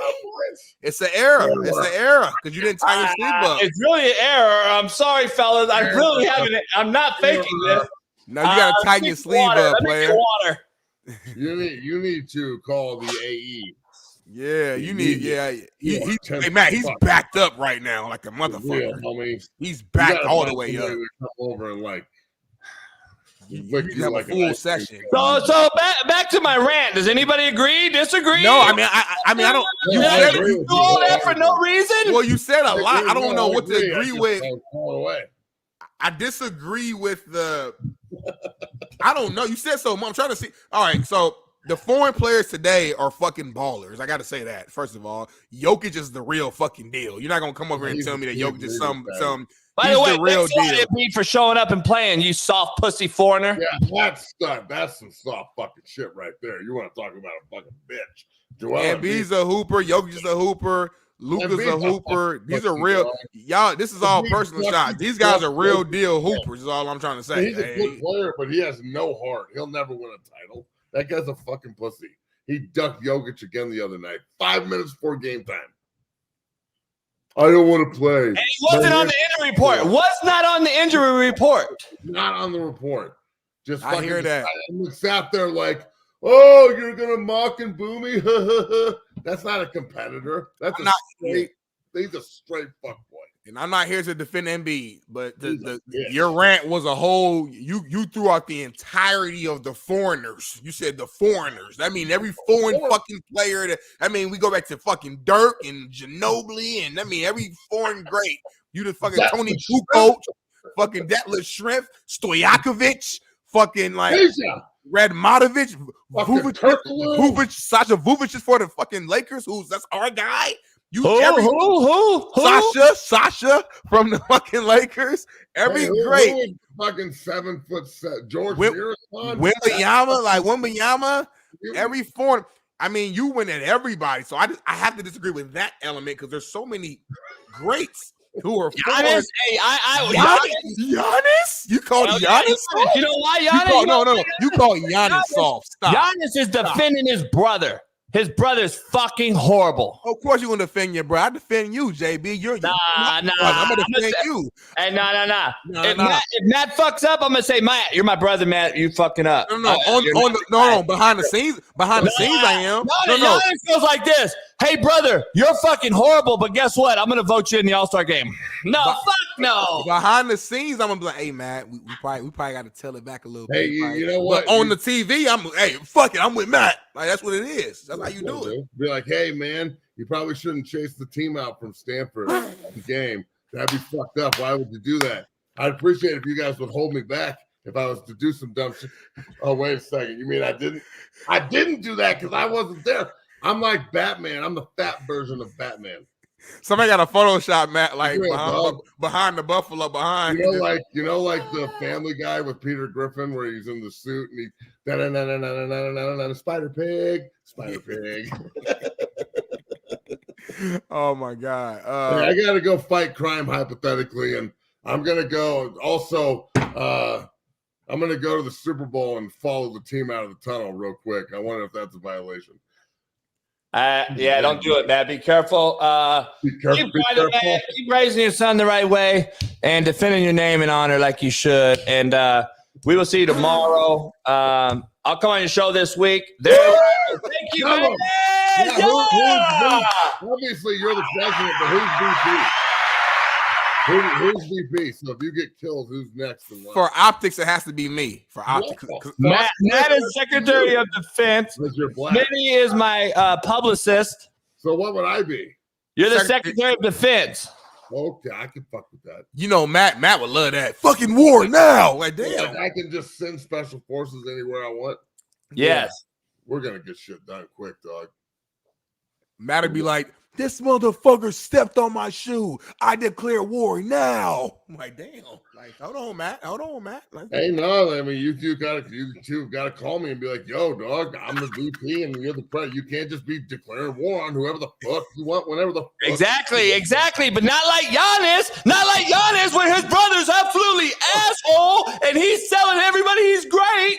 JB, you gotta understand though. Think about the whole story. These three brothers, they didn't have shit. They was selling fucking cell phones and shit and fucking yeah. So hold on. Doing the same shit in the hood, homie. No. Okay, so if you make it with your brother, you gonna make sure your brother eat. If you got that power, why wouldn't I do that if I got the power? Come on now.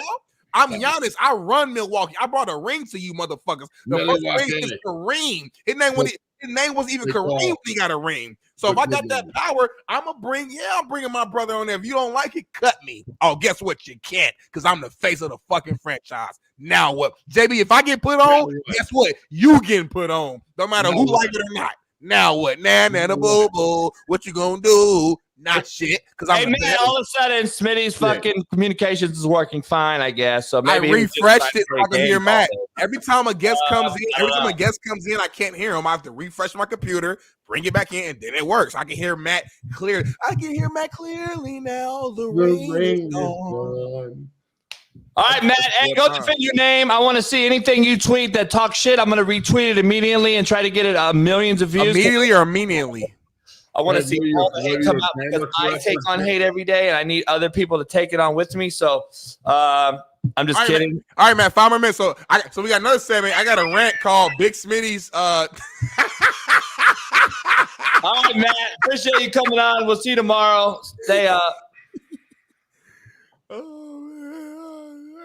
Big Matt, man. Smitty, we got Eric Weddle coming on, Super Bowl champ. We're going to break down Super Bowl week, what goes into it. We're going to get his takes on a lot of shit.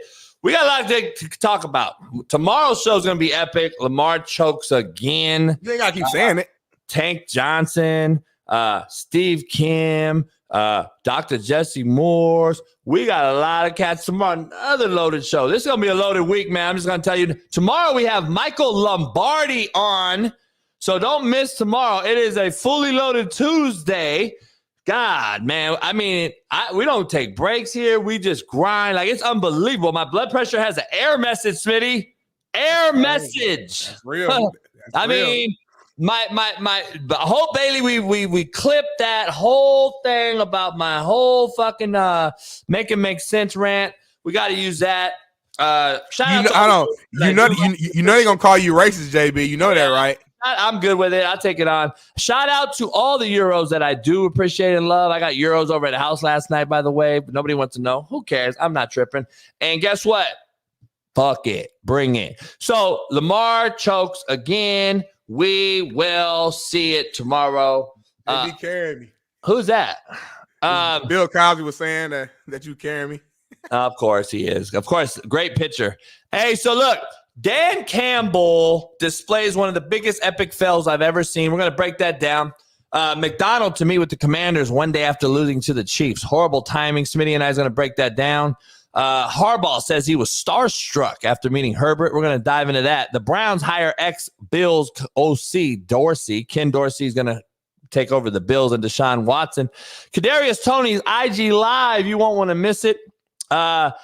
And then LeBron delivers in a huge way as the Lakers beat the Warriors in double overtime. We got a lot of that, plus some hell yeah, hell no. We got some white people shit, some black people shit. Eric Weddle, Super Bowl champ. It's a loaded Monday, y'all. Pound the like button. It's the greatest show on planet Earth. Big Bailey, take us away. I got to piss like a Russian racehorse. We'll see you in 4 minutes. I mean, this is horrible, horrible, horrible. Like, you're getting trapped down here. Real simple coverage, what they do at college level. We're going to trap you to the field here. And he throws right to the trap corner. I'm not going to knock Hurts here, but the offensive schematics, he's sprinting out on a naked off a zone read look, Matt. Let me ask you something, Matt.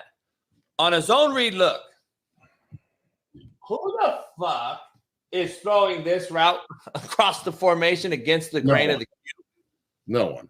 So why aren't you giving him a third level concept? And look at the effort by him too. They know he's not getting horrible. It's fucking horrible. I mean, this is bad, bro. And then look at the receiver too. He's not breaking off his route. He's turning outside to the sideline rather than turning inside to the quarterback. Right now, the ball should be going to Devontae Smith on a stop route on an inside fucking like hot adjustment immediately. If he's going to sink on the flat route like this, you've got to throw the second level part. Anything. Just you got to have some separation. So what? This guy can't play both, right? Nope, can't do both. And this guy is playing both. But Jalen is predetermined, coach. You know this. He's not reading anything. Everything he's doing is a predetermined destination. They tell him who to throw the ball to, And then he does it. He says, okay, I'm throwing the ball to A.J. Brown this play. I'm throwing the ball to Devontae Smith this play. Instead of manipulating the defense with his eyes and with the movement and with the motion, they use motion to get guys open rather than using motion to identify what the defense is doing. And in turn, getting guys open. Like, if you don't understand what I'm talking about when I say that, you're a mental cripple. Like, people use motion and formation variation to figure out if you're in man or zone, to figure out how you're going to play certain things. This look right here, go back, coach, to the beginning of it. Matt, this is some of the most elementary garbage. Stop right there. Stop. All right. Now this right here is I would say this is an under front when you're looking at it from a run game perspective. It's an over front when you're looking at it from a pass game perspective. However you want to call it, it's called. But think about it like this. They do this, and they're going Ray to 0, okay? So that's a 3-man slide to 0 if you go back to the back end. And then they commit 7 guys, all right? And they when they do that, the right side right here should be kicking all the way, 52, bam, bam, bam, out. And then the left guard, left tackle are both rock one-on-one on the 2 down linemen. So hit play real quick.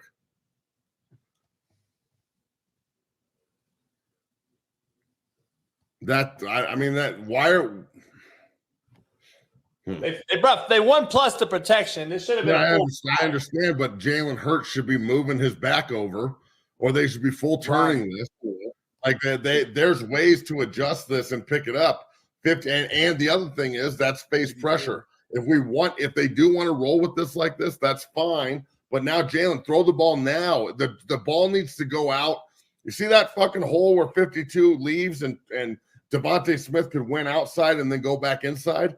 That's where they need to throw the ball. Wherever they blitz from, that's where we need to attack. Right there. Right there. Exactly. Instead of running outside, let's hot route that motherfucker inside, side adjust this bitch and roll. And the fact that Jalen doesn't have any like Jalen didn't see this, Matt. Like you can clear. He didn't know he was blitzing. Walk up and go easy, easy, easy, easy. Hey, Devontae, or fucking Fishhook or whatever. Whatever your nonverbal communication is to 6 here, watch how much this opens up right here. All right. Of course, I'm back first. Woo! What a show. What a loaded lineup. What a loaded show. Pound the like, man. We should have 1,300 likes. Why don't we have it? Break the algorithm, man. Damn. Whew. Hell yeah, Mo7755. Shout out to you for being a loyal, well, I wish you remember, but a loyal viewer and watcher. Much love to you. He said he remembers before it was under 200 people. I remember when it was 15 people. Shit. Remember when it was 15 people. We're going to dive into the Lamar Jackson take with Smitty. I'm going to dive into it. Everyone's blaming everybody else. Zay Flowers for the taunting call. I saw the 15-yarder, and then he cut his own finger open on the sideline. Listen, man, shout out to all the OGs, Brian Case and Lucy and Sean Waffle and Joe Accord. And there's so many loyal members, loyal fans, loyal supporters. Let me say that, not fans. Let me say supporters. We've came a long way, but we got a long way to go. So to get this thing as the greatest thing on your television every single day, or your screen, or your phone, or your TV, wherever it is. Here's the issue I have with this whole, it's always somebody's fault. It's always somebody's fault. Always. Like, let's just be honest. Smitty gets back in here, we'll break this down because I want to take this in a certain direction.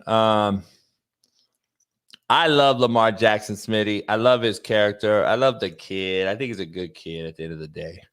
I just have been always against the fact that people don't realize that there's certain intangibles that you must have to win a Super Bowl And I haven't seen Lamar Jackson style win a Super Bowl. I just haven't seen it. You haven't seen it. We haven't seen it. So I don't understand when I say those things, why they come out as hate. I'm just telling you. So I'm supposed to go against my beliefs, and I'm supposed to go with the casual fucking Twitter fan that, no, he's going to win it. He's going to do it. No, he's not. And having said that, let's bring in a all-time, i.e. Inland Empire finest, Altaloma's greatest, Utah Ute legend, Charger legend, Raven legend, and Super Bowl champ, Los Angeles Ram, Eric Weddle. Clap it up, E-Dub. Used to be called the bearded one. Used to be called the beard, the feared beard. Beard. What do we call it now, E-Dub? Is it, can I say the Aaron Rodgers or? Does anybody come the to you? Shave Samurai? Hey, E-Dub. It's the young stud E-Dub. That's what that is. Nobody comes to you like, hey, it looks like, you know, little Pornhub 70s or nothing like that, huh?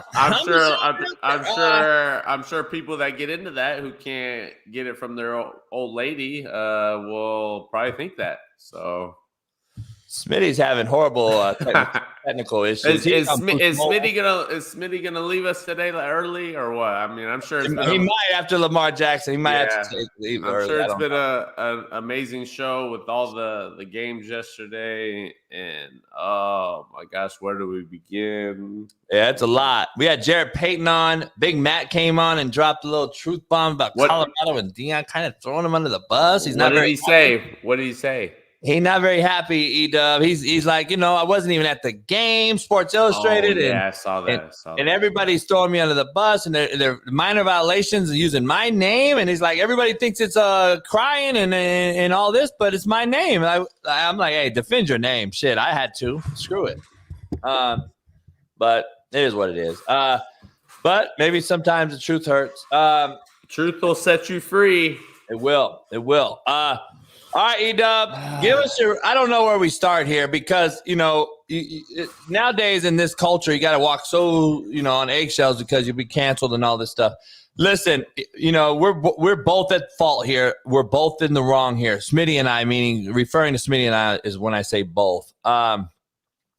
We are screwed today, and we're trying to get a way to get out of it. So Smitty is lost on the Lamar side. I'm lost on the Mahomes side. I was hoping to be 2-1 at least with Shanahan choke job in another big game. That's still going to happen. We got a lot to break down. We got the Dan Campbell debacle. We got the Andy Reid carrying Mahomes to another Super Bowl. And then we got Lamar Jackson, the great Lamar Jackson, the freak of nature Lamar Jackson, the athletically gifted freak that we may have never seen since Michael Vick, Lamar Jackson, catching his own ball like we're in the backyard playing hoop. What do you think? I'll give my reactions on the two games, and then we could go from there. Let's do it. Well, first with my Ravens, I'm heartbroken. You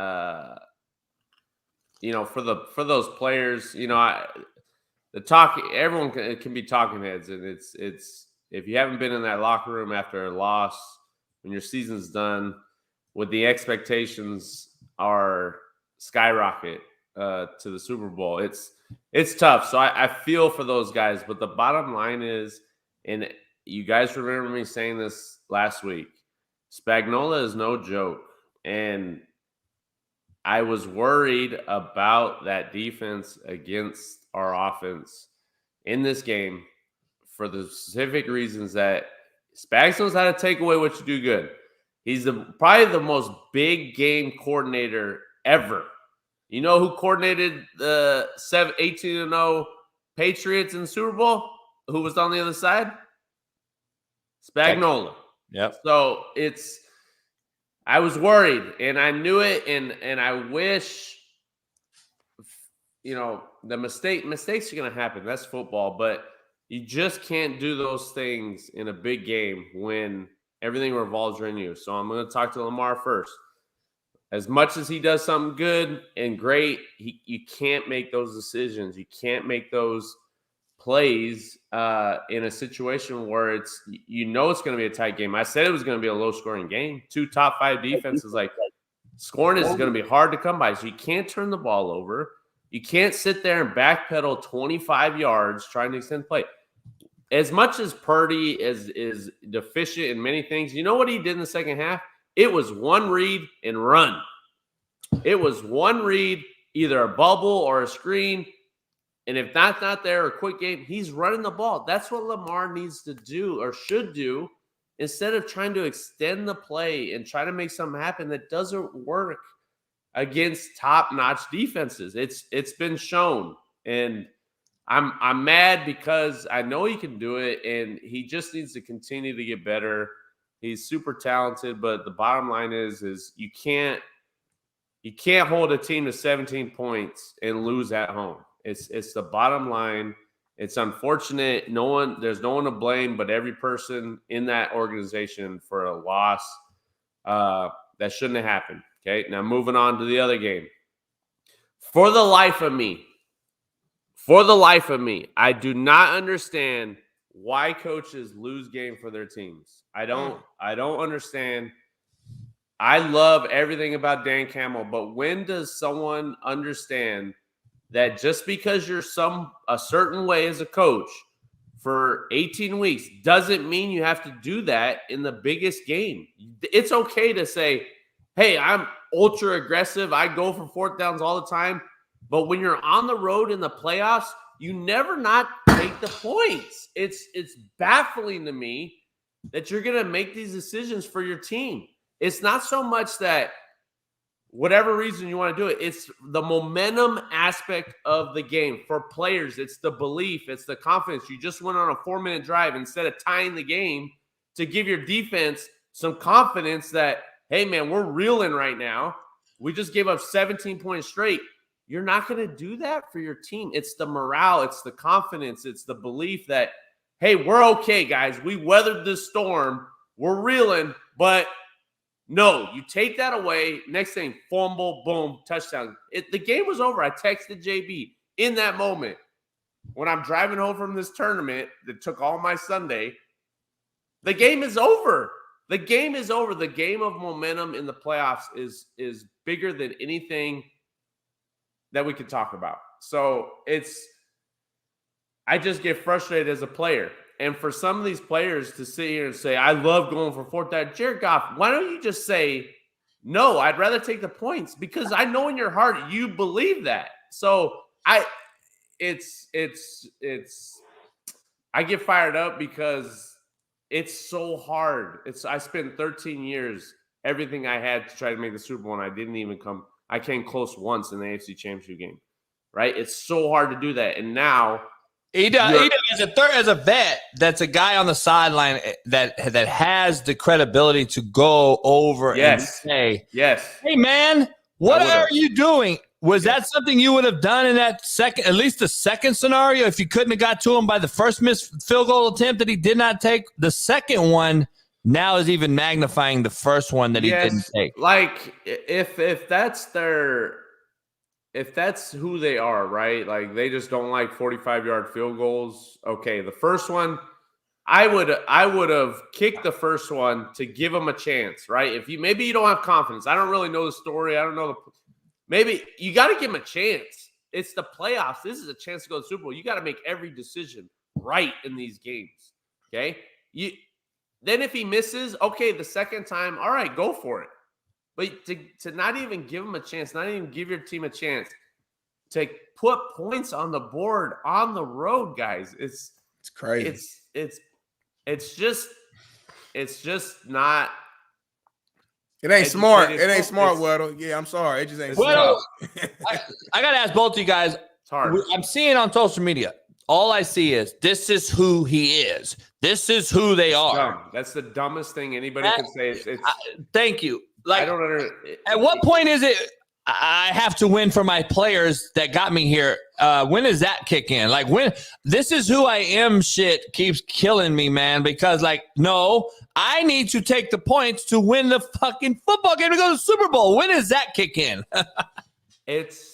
I don't, is there no one in there to just pull him aside and say, hey, coach, there's a lot of times, this happened last year, for example, right before halftime, a couple of my coaches came to me and were like, hey, we're thinking about this adjustment on defense. What do you think? And initially, as I stood there, I'm like, no, we have rules in place with our defense. Just tell them how our rules are and make them play better.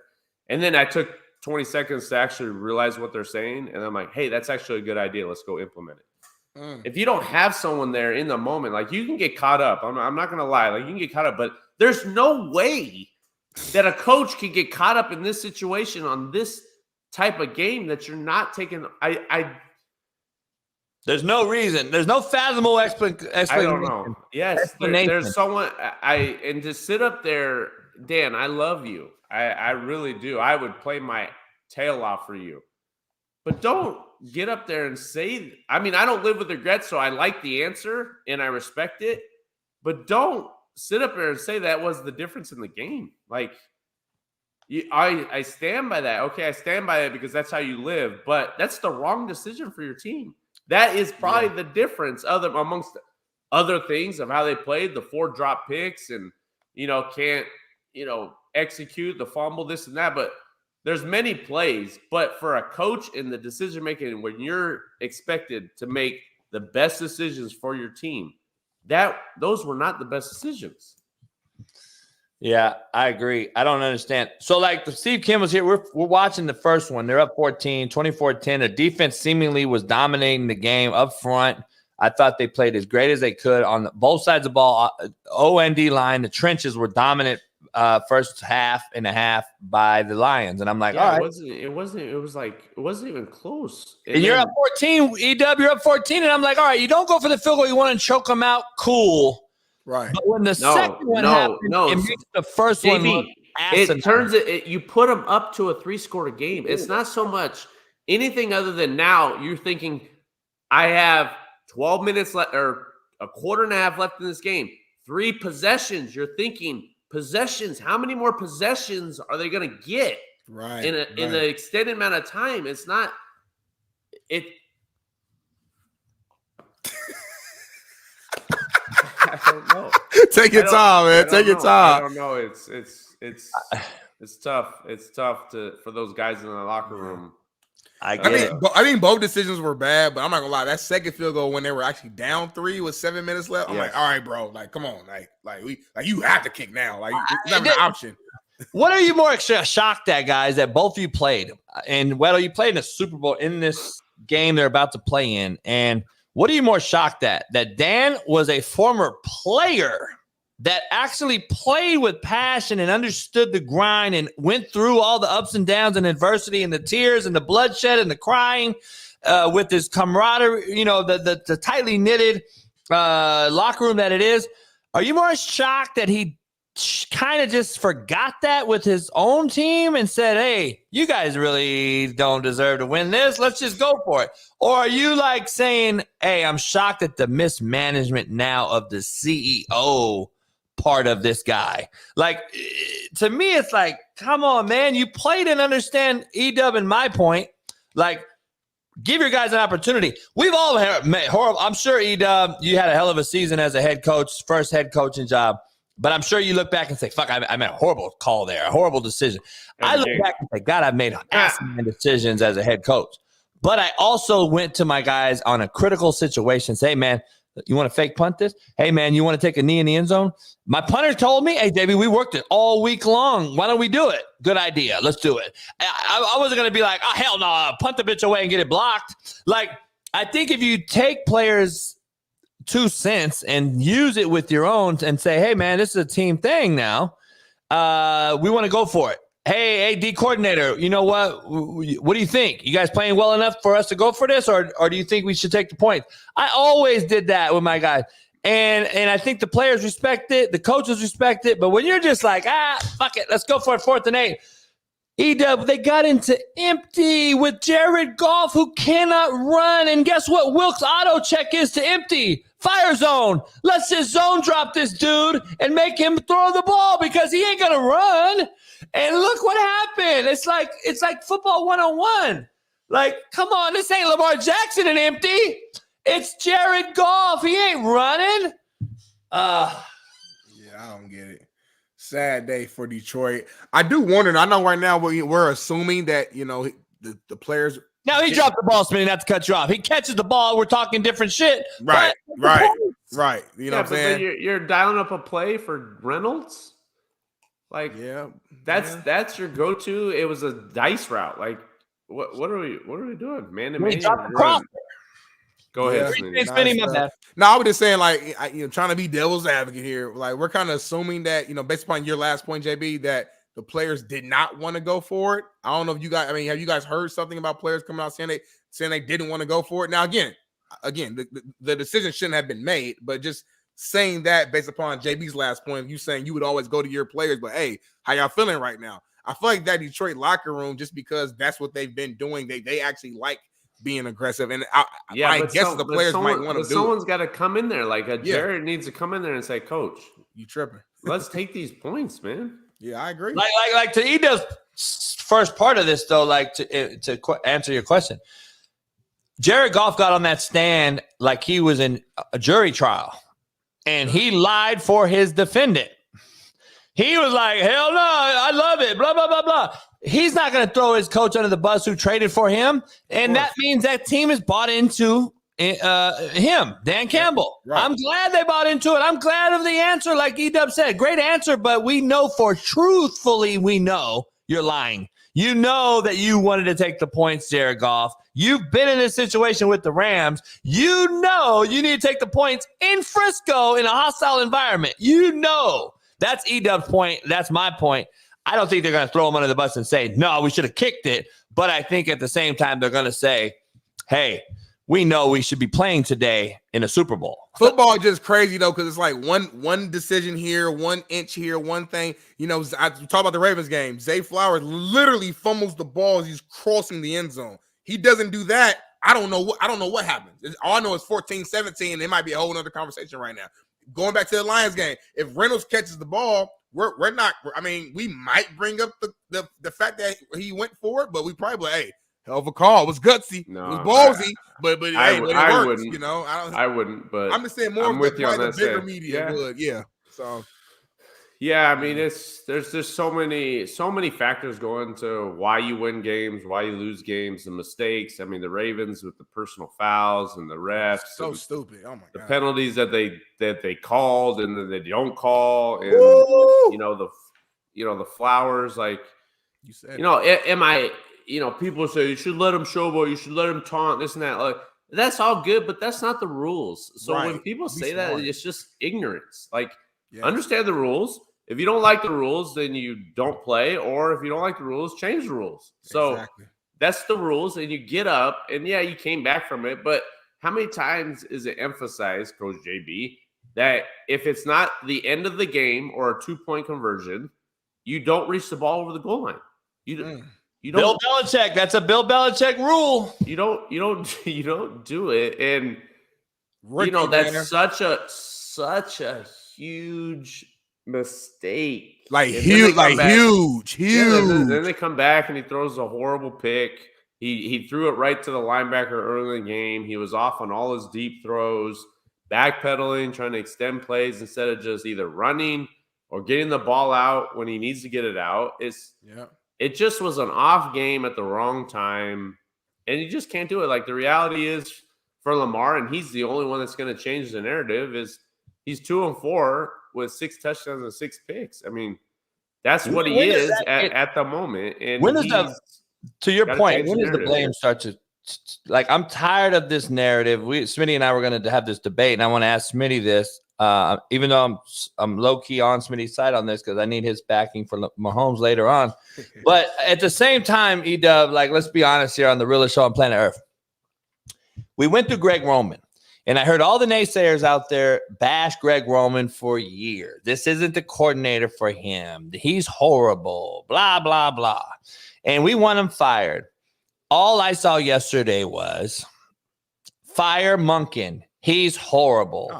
It's the fantasy drafting guys who are on Twitter who know nothing about the sport that come out and continue to use it's his fault, his fault, his fault. It's Zay Flowers' fault. It's Likely's fault. I heard the craziest one, Weddle. Likely threw up his hand, so it's his fault that Lamar threw into triple coverage and threw the pick. I almost lost my mind when I saw a media guy say it.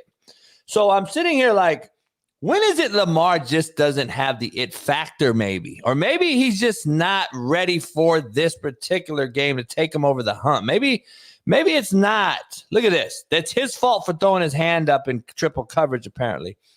I'm trying to figure out when is it Lamar's fault. That's all I'm asking because I want to know because we're going to get all these victim takes. No, I want to know when it's Lamar's fault and not Greg Roman. Yeah, Right now it is. I think Lamar.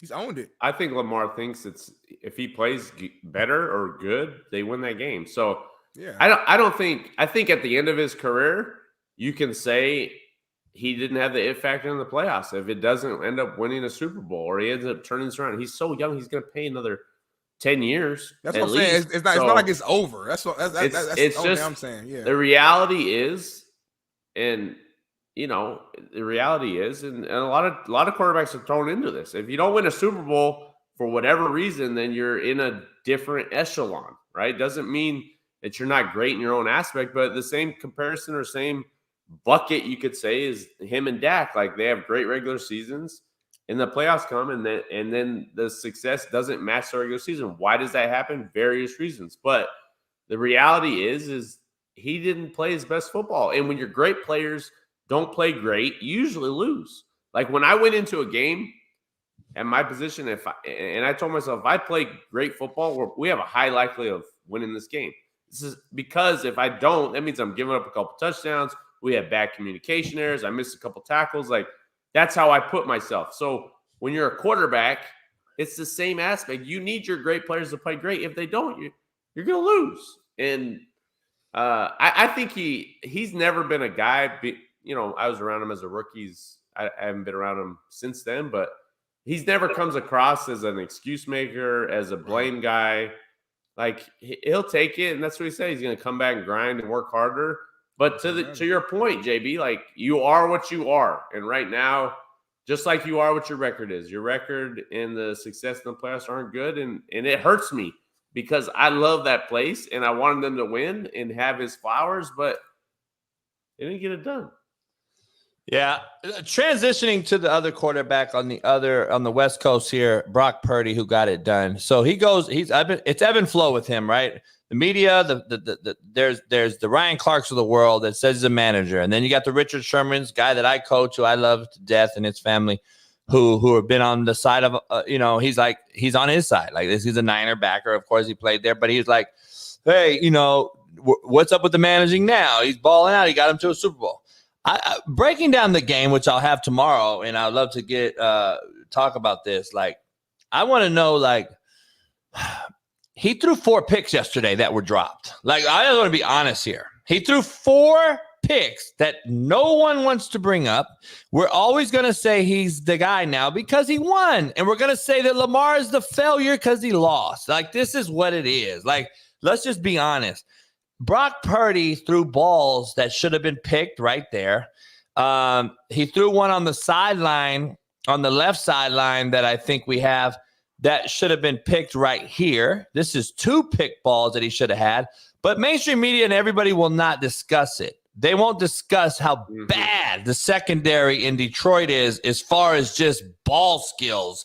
Like, make a play, son. This is the biggest game, and the biggest players make big-time plays in big-time games, and they did not make one. There was also 2 other drop balls that should have been picked. And guess what, to E-Dub's point? He didn't like Reid one. He took off and scampered and made his feet win the game. That's really what it was. But to E-Dub's point, he didn't like one. He pulled it down. He didn't stay in the pocket, go 2, 3, 4, run around, throw a pick or any of that stuff. But let's not act like this guy's Joe Montana either. Like, I'm curious why the people that come out so heavily favoring the Niners fan base are going to go, okay, this is the next Joe Montana. I heard it today on Get Up, and I'm just like, oh, my God. We're just annoying. They said that? They called him the next Joe Montana? Rex Ryan, dog. I'm just like. I hope he was. I got to go. I hope he's playing around or something. He wasn't playing around. Ain't no way to call Purdy Joe Montana. But anyway, listen, man. Shout out to Purdy. The story's great. To be here. They're back in the Super Bowl. That's all you can. That's all you can ask for. You got the opportunity to be the kings on top of the mountain, on top of the throne. We can look back and say woulda, coulda, shoulda. It should have been a pick. Should have been a pick. It wasn't. He made the plays that he needed to make for that team to come back and win. Now, you could argue that he was the reason why they were in the hole, or he was a part of the reason why they were in the hole. But even if he was a part of the reason why they got out of it and ended up winning the game. So they're back in the Super Bowl. So I will say this, though. He has to clean some things up in these next couple of weeks because the way that the Chiefs defense is looking right now, I don't see them dropping those picks. So that's the bigger issue. That's the bigger problem. And I'm going to be honest, I don't like the Chiefs at all, but I can't lie. I don't see the Niners beating the Chiefs. I don't see no way of them winning this game. The thing, like, people that, and it's cool, like everyone's a fan of their team and they love the story and no one's taken away. Like, he's had an outstanding season. I'll put it like this because I've been in those rooms, I've been in the scouting reports, I've been on the field. I don't have all the answers, but this is how it goes. Purdy is Jimmy G 2.0, but better. He will throw you 4 to 5 balls a game that we just got to catch. He's not going to kill you deep. He's not going to kill you outside the numbers. He's part of a system. He gets the ball out, screens, bubbles. He hits it inside the numbers. He's got great timing. He can move around the pocket. He won't beat us. That's who he is. Like, and there's nothing wrong with that. Like, to say a guy is not a top, like an all-time great, like who is an all-time great? Like, it's okay. I'm not an all-time great. I'm okay with that. I had a great career. I think I played well and I did the best I could. You're a 1%er though. Oh yeah, it's okay. But that's who he is. And for people to say he's a top dog quarterback in this league, they are delusional. Yes. And but that's the reality. But what I did love about it and how he adjusted, he was not playing good football. He ran the second half. He's like, nah, man, I'm not going to sit in here and try to.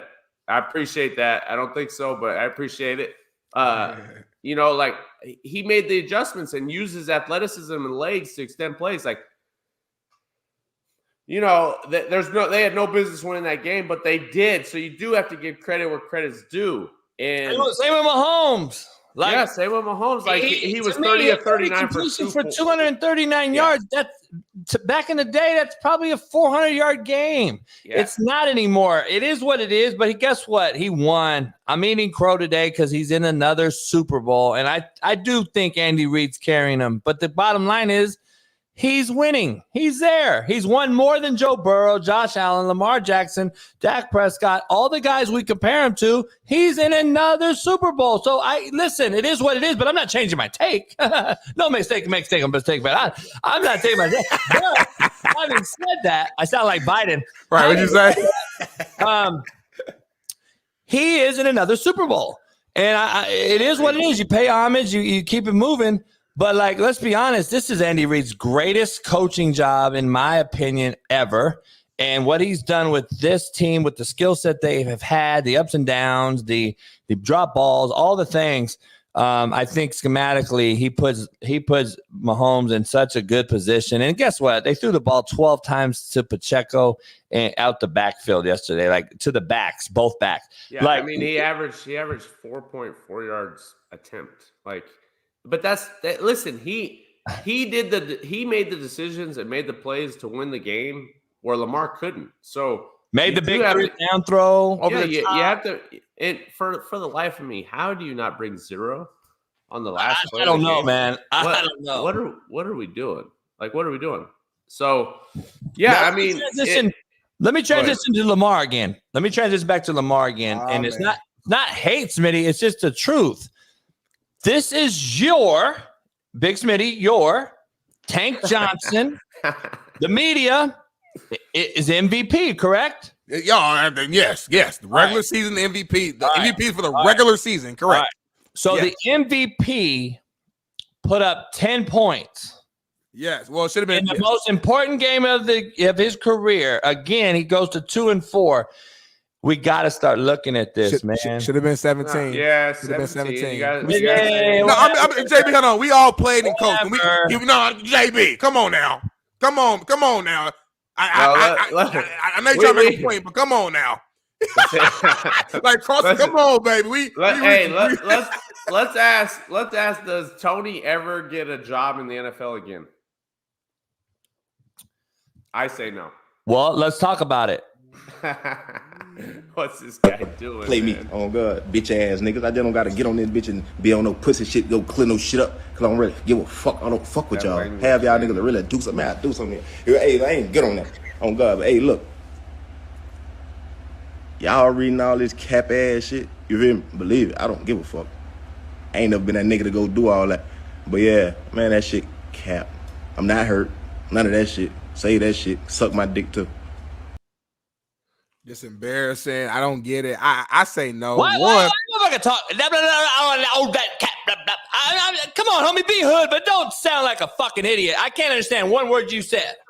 Yeah, it's just a horrible. It's embarrassing. And then on top of that, like you ain't played good this year. So like you already didn't play good. He has never really played. Never played good, but even more this year. And now you're being a distraction. Now you're being mature. Now it just I'm with you. I don't know. I don't see no T picking them up.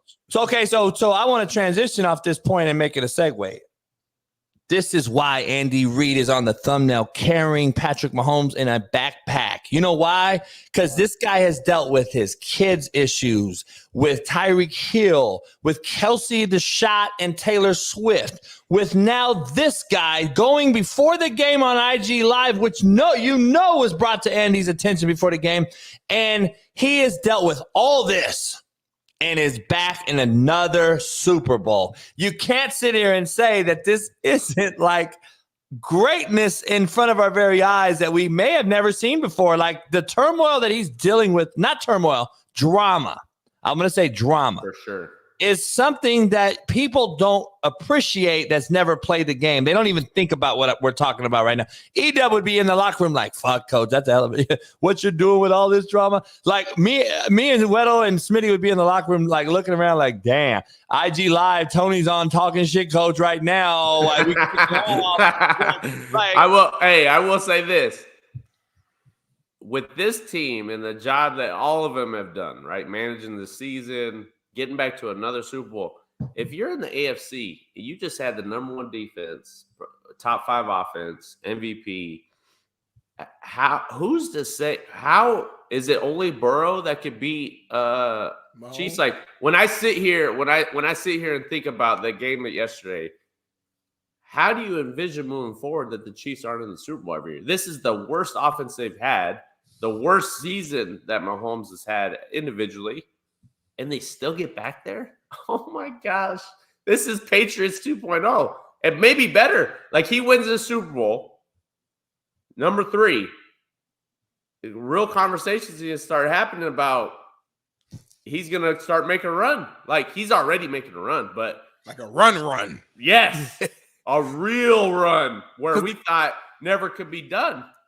And they're JB, I'm so sorry. And they're going to get better, Weddle, too. Like you said, they're going to get some wide receivers in the draft for sure, or all just free agent. Yeah. So there's no way they're going to come back with the same weapons. That's crazy right there. You know, Rashee Rice is going to be better, just being a little older. We don't like that, JB. We don't like that. We don't like nothing with Pfizer. Hey, I've heard every conspiracy, E-Dub. Over the last 24, I've heard the red and the blue conspiracy, the right and the left. They're going to go out and Kelsey's going to get on a knee and ask her to marry him at halftime, and they're going to come out and endorse Biden. And I'm hearing political ploys going into this whole thing. Like, if you have like in today's world. It's not how what great person you are, character. It's not what you do in society. It's not what you do to help the youth. It's how many followers you have, and you hold the power with how much you can influence in social media, and who has the most influence in this world is Taylor Swift. So, I mean, at the bottom line, I didn't want the Chiefs in there, but you got to tip your hat to them. And I think the Chiefs are going to blast the Niners. So, yeah, it's going to be. Yeah, I wouldn't say blast. Super Bowl's usually really close, but I don't see. It might be like 27-17 or something. Yeah, the Chiefs' defense, right. They're rock and rolling, and against that offense, it's going to be tough sledding. Move the ball. On the flip side, the Niners D isn't. They've been tripping lately. Adjustments in the second half. I don't know. But talk about two of the teams that we don't want in there. We've got in there the Niners, and they're. I'm not watching Super Bowl, y'all. I ain't watching Super Bowl. I don't think I'm gonna watch the game. This is it. This weekend was my last weekend of football. I'm moving. I'm focused on NBA now, rest of the year, and some track and field or tennis or something. We're LA Rams, man. I grew up in LA. Jim Everett. I'm gonna have Jim Everett on the show this week, I hope, and Jack Youngblood, two great legendary guys. I'm gonna have them on the show. Great. I grew up a Ram. There's no way. I don't care who's in Frisco, who's in LA. I can never root for the 49ers. I can't do it. Even though the Mahomes and the Queendom fan base beef that we have, the civil war that we have, I cannot root for the Niners. It's like the North versus the South. It's like the Giants playing baseball. If they play anyone in the World Series, I'm not rooting for the Giants. I'm not rooting for the Niners either. We don't like the Bay. We don't like Northern California. Yeah. It's like Kansas of California. We don't like it. It's foggy. It's always gloomy. It's rainy. It's shitty. I don't like Northern California. I like E40, too short. But other than that, I like your vineyards up in Napa. Other than that, you have nothing for me. The Golden Gate Bridge, maybe. But listen, you keep naming stuff. Well, I know it's an early Super Bowl take, but you look at the two teams, you look at the backgrounds. I would say there's 1,000 times more pressure on the Niners with the head coach, the quarterback, having to prove, right? He's the coach of a winning Super Bowl. He brought this guy along. He may throw more than he needs to run because he wants to show how good he is. Like, I don't know him personally. I know the success and this and that, but he's had his moments where play calling hasn't been the case. And then on the flip side, you got loosey-goosey Mahomes. At the end of the day, in a Super Bowl, you usually take the better quarterback if everything else is pretty even. And how do you bet against Mahomes? And I got last year's Kansas City Niner game, and I've watched it over and over. We'll show it this week. Andy Reid went into the Niners when they were undefeated last year in Santa Clara and absolutely mollywopped the Niners. He dissected their great defense, which was ranked number 1 at the time last year, and dissected it. I think he put up like 48 or something. Yeah, and D'Amico was the coordinator at that time. D'Amico was the coordinator, and Andy just shows again that he's playing. He's just shoulders above everybody else. Everyone else playing checkers. Yeah, and he's a top 2 to me all time coordinator, game caller, and this is crazy. This has just come out that this is the conspiracies of why everybody's out there. The American Airlines created a flight right after the Chiefs won last night to Vegas, calling it flight number 1989, one of Taylor Swift's albums. See, this is the stuff that drives people insane about all this. I mean, when is enough enough? Like, when's enough enough? I'm not surprised. I'm surprised actually that Detroit didn't win. And to the conspiracy theorist script take that he wouldn't have Eminem and Taylor Swift performing at halftime. That was the shocker to me. But there's been like 4 conspiracies though, because then last week we talked about the Super Bowl logo color. Yeah, it was supposed to be the Ravens and the Niners. That was a setup to break money in Vegas, dog. You gotta get the setup. Hey, E-Dub, transitioning before you get out of here. Before we do some hell yeah, hell nah. Good friend of mine, Greg Olson, good dude. I coach his little brother Kevin. Kevin's coaching high school ball now. Greg, one of the best tight ends ever. I think you would agree. He's probably one of the best. I think he's a great announcer. I think he's the best announcer in football. He's stepping down. Well, they're moving him out of Fox's game calling next year because Tom Brady starts his $375 million contract next year, putting Olsen out on the outs.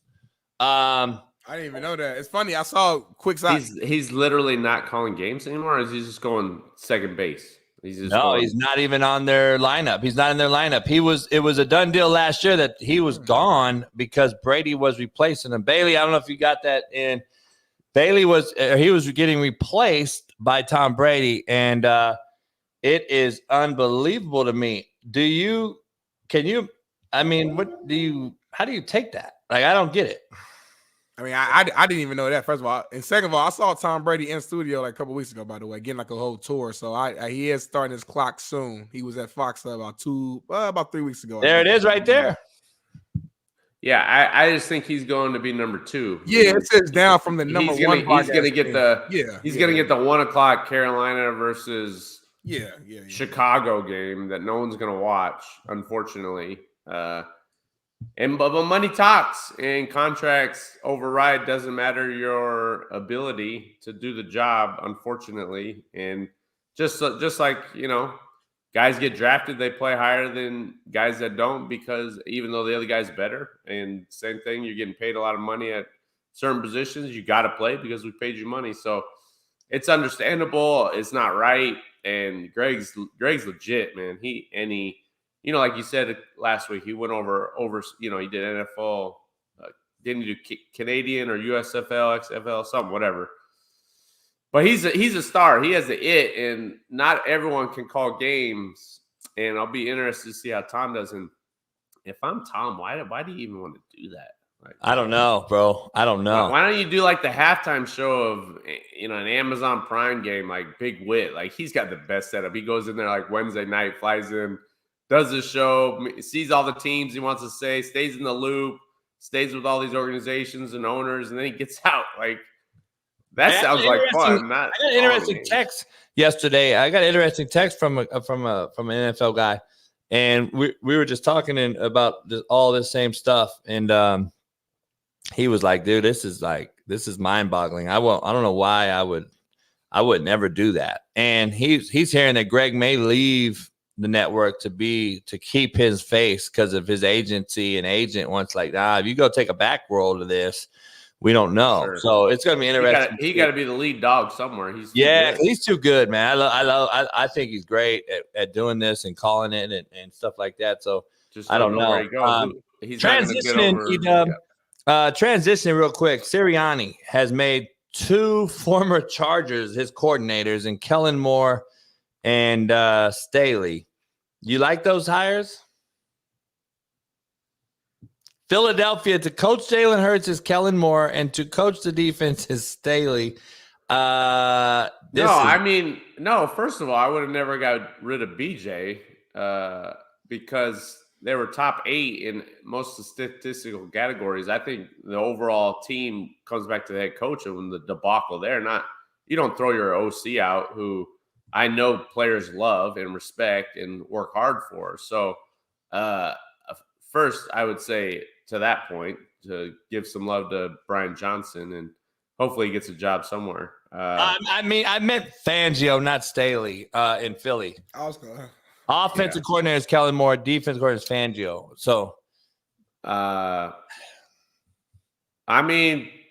theoretically, Vic's a good hire of his, history of defense, and head coaching not so much. But yeah, I like the hire. I think he's well respected. I think he runs a good system. It comes back to players and how you get the best out of them, and that's why I think Raheem's going to do a great job in Atlanta. He learned from his first, ups and downs as a head coach, and coaching both sides of the ball. And listen, not any coordinator is going to get a 37-year-old off the street to come back and be smart enough to put him in positions to not end his life on the football field, not playing. Hey, you know what is interesting text I got from an NFL guy yesterday too?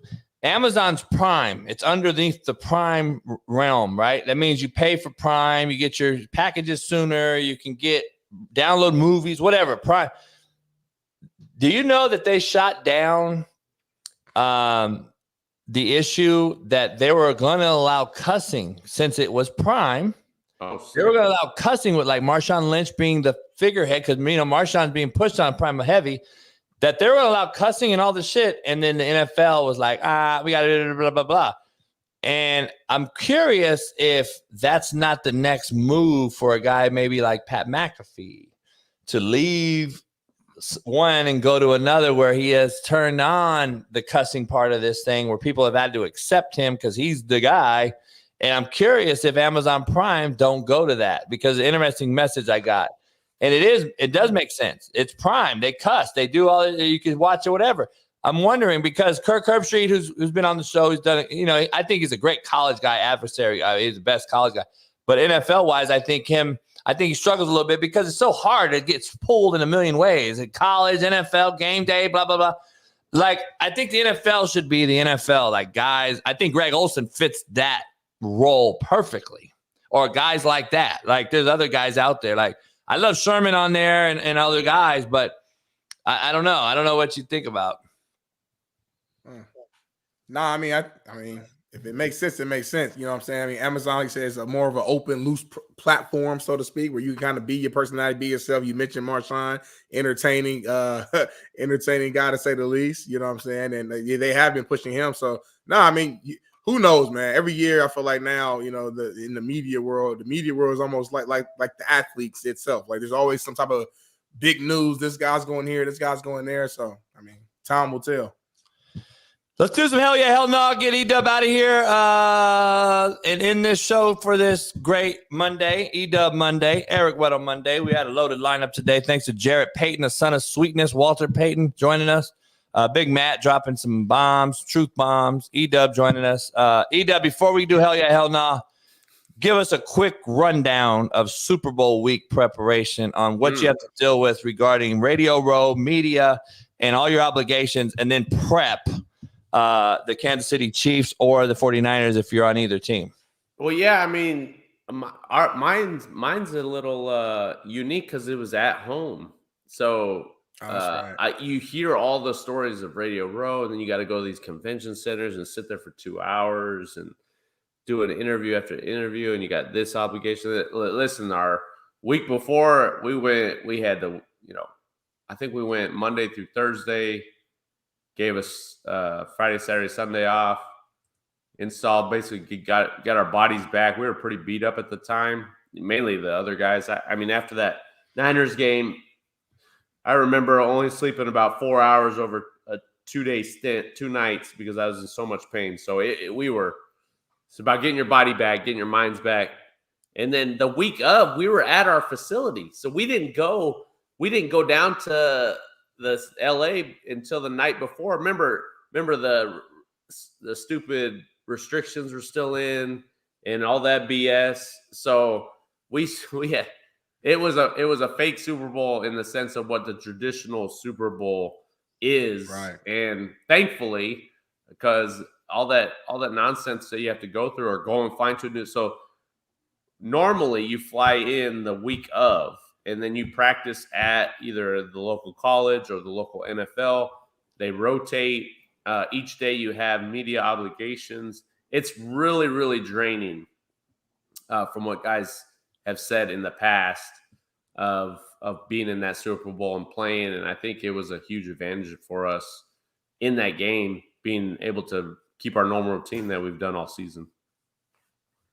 Got you. Yeah, and I just hope that it's in Vegas. I just know that that's going to be a possible distraction for both parties here. The one team that handles that the best, which I give the advantage to the Chiefs, even being in the Super Bowl before 2020 and after, knowing what it will be like compared to what it was. Whoever handles all that stuff, the distractions of going out, and who can corral their team with the leadership and saying, hey, guys, like, we can go to strip clubs. You can buy women all you want. Let's just do it after the Super Bowl, right? Let's party for 6 months instead of let's party in the week before and then have that be a deterrent of how we play on Sunday. So that'll be big. Who handles that and who can handle their roster, who's going to handle those distractions will be just as key to actually playing the game.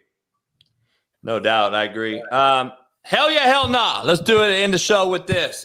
Great show, everybody, today. Hell yeah, hell nah. I got to ask you, if Andy Reid wins another Super Bowl, does he walk off into the sunset and retire? Hell nah. Hell no. No way.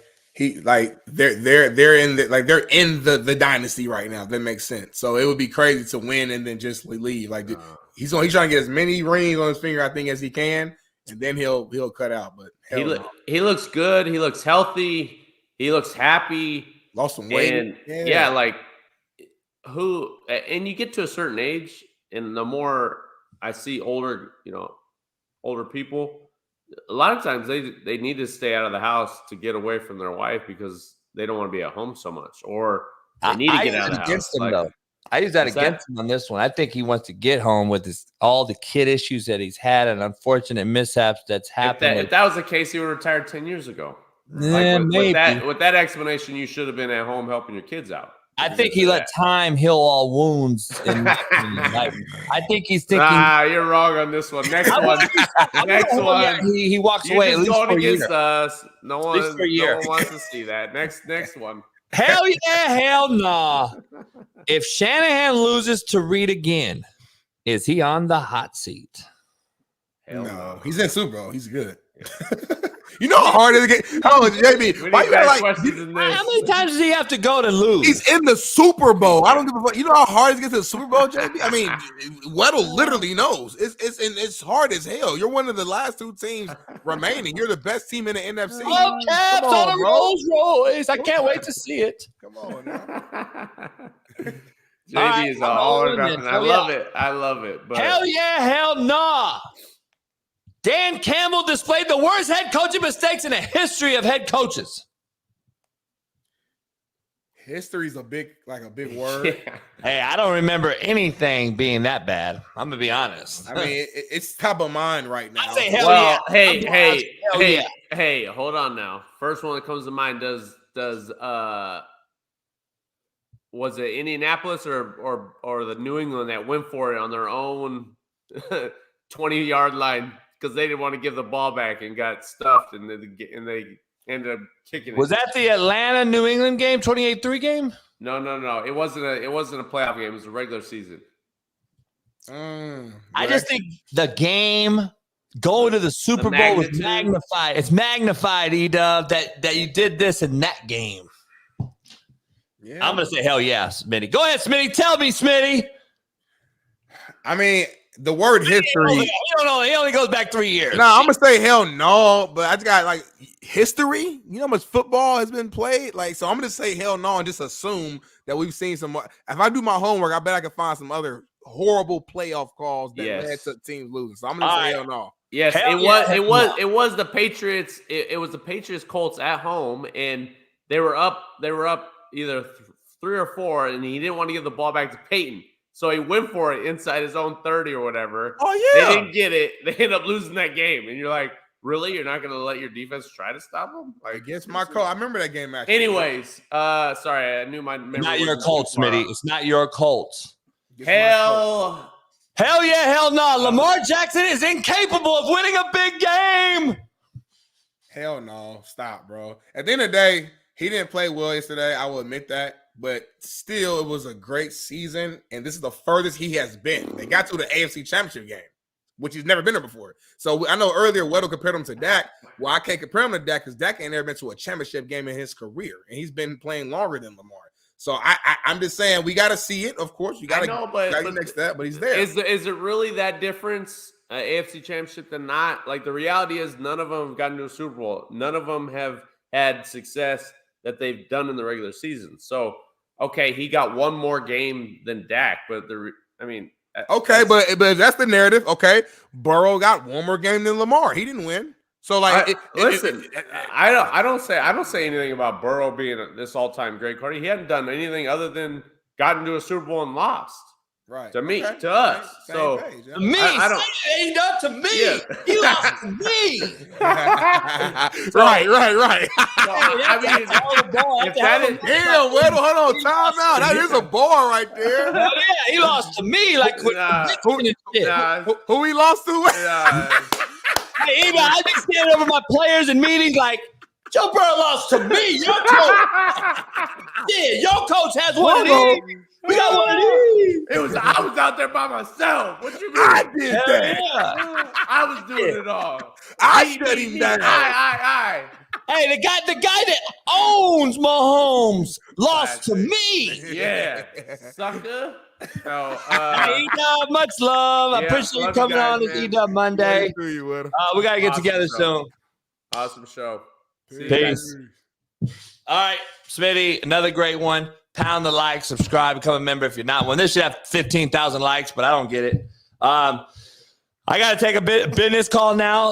Smitty been bullshitting all last week. He's now on the show today, but, you know, I actually got a hair jump off. I got to take a quick shower. I got a meeting at 9:30, a meeting at 10. I have a call at 11 while I'm in the car on the way to work, which I have a work meeting at 12, a work meeting at 12:30. My show starts at 1:30, doesn't end till 3. I'll be in traffic from 3:30 to 4:30 to get back home. And I'll finally be able to sit down for a little while and eat for an hour, talk to the wife, and then I'll get back to my computer to send these emails out and cold call. My life is nonstop right now. No one can outwork me. No one on this show can outwork me. JB does not know what hard work is when it comes to my level. It's levels to hard work.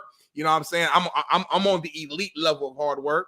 And that's what it is, though, man. So y'all pound that like button. We had 1,300 here in the show, almost 1,400. One of our biggest shows since JB and I have been together. So shout out to y'all. And tomorrow's going to be even bigger and better. Oh, yeah. So have you talked to him? I have. And I met him. And Derwin James, I mean, pros, these guys, Keenan Allen. But I was a little starstruck. And we'll dive to that a little bit tomorrow. Let's say that clip for tomorrow. Lamar chokes again. Can't wait for tomorrow's show. It is all Lamar. Tank Johnson joins us. We got a loaded lineup. Steve Kim, Tank Johnson, Michael Lombardi, Doc Talk Tuesday, Dr. Jesse Moore. I mean, we got to go on and on and on. Big Matt McChesney. I don't know how we're fitting all these people in, but it's the greatest show on planet Earth. Pound the like button. If you don't, you're a sucker, a buster, and a... Much love. Pound the like. We'll see y'all tomorrow. Take care. Be safe. We'll see you in about 22 hours, God willing. Peace. Missing, we switched it and filled the gap. Smitty and Jason Brown, we killed it, yeah, it's a wrap. We what the games we missing, we switched it and filled the gap. You are now tuned in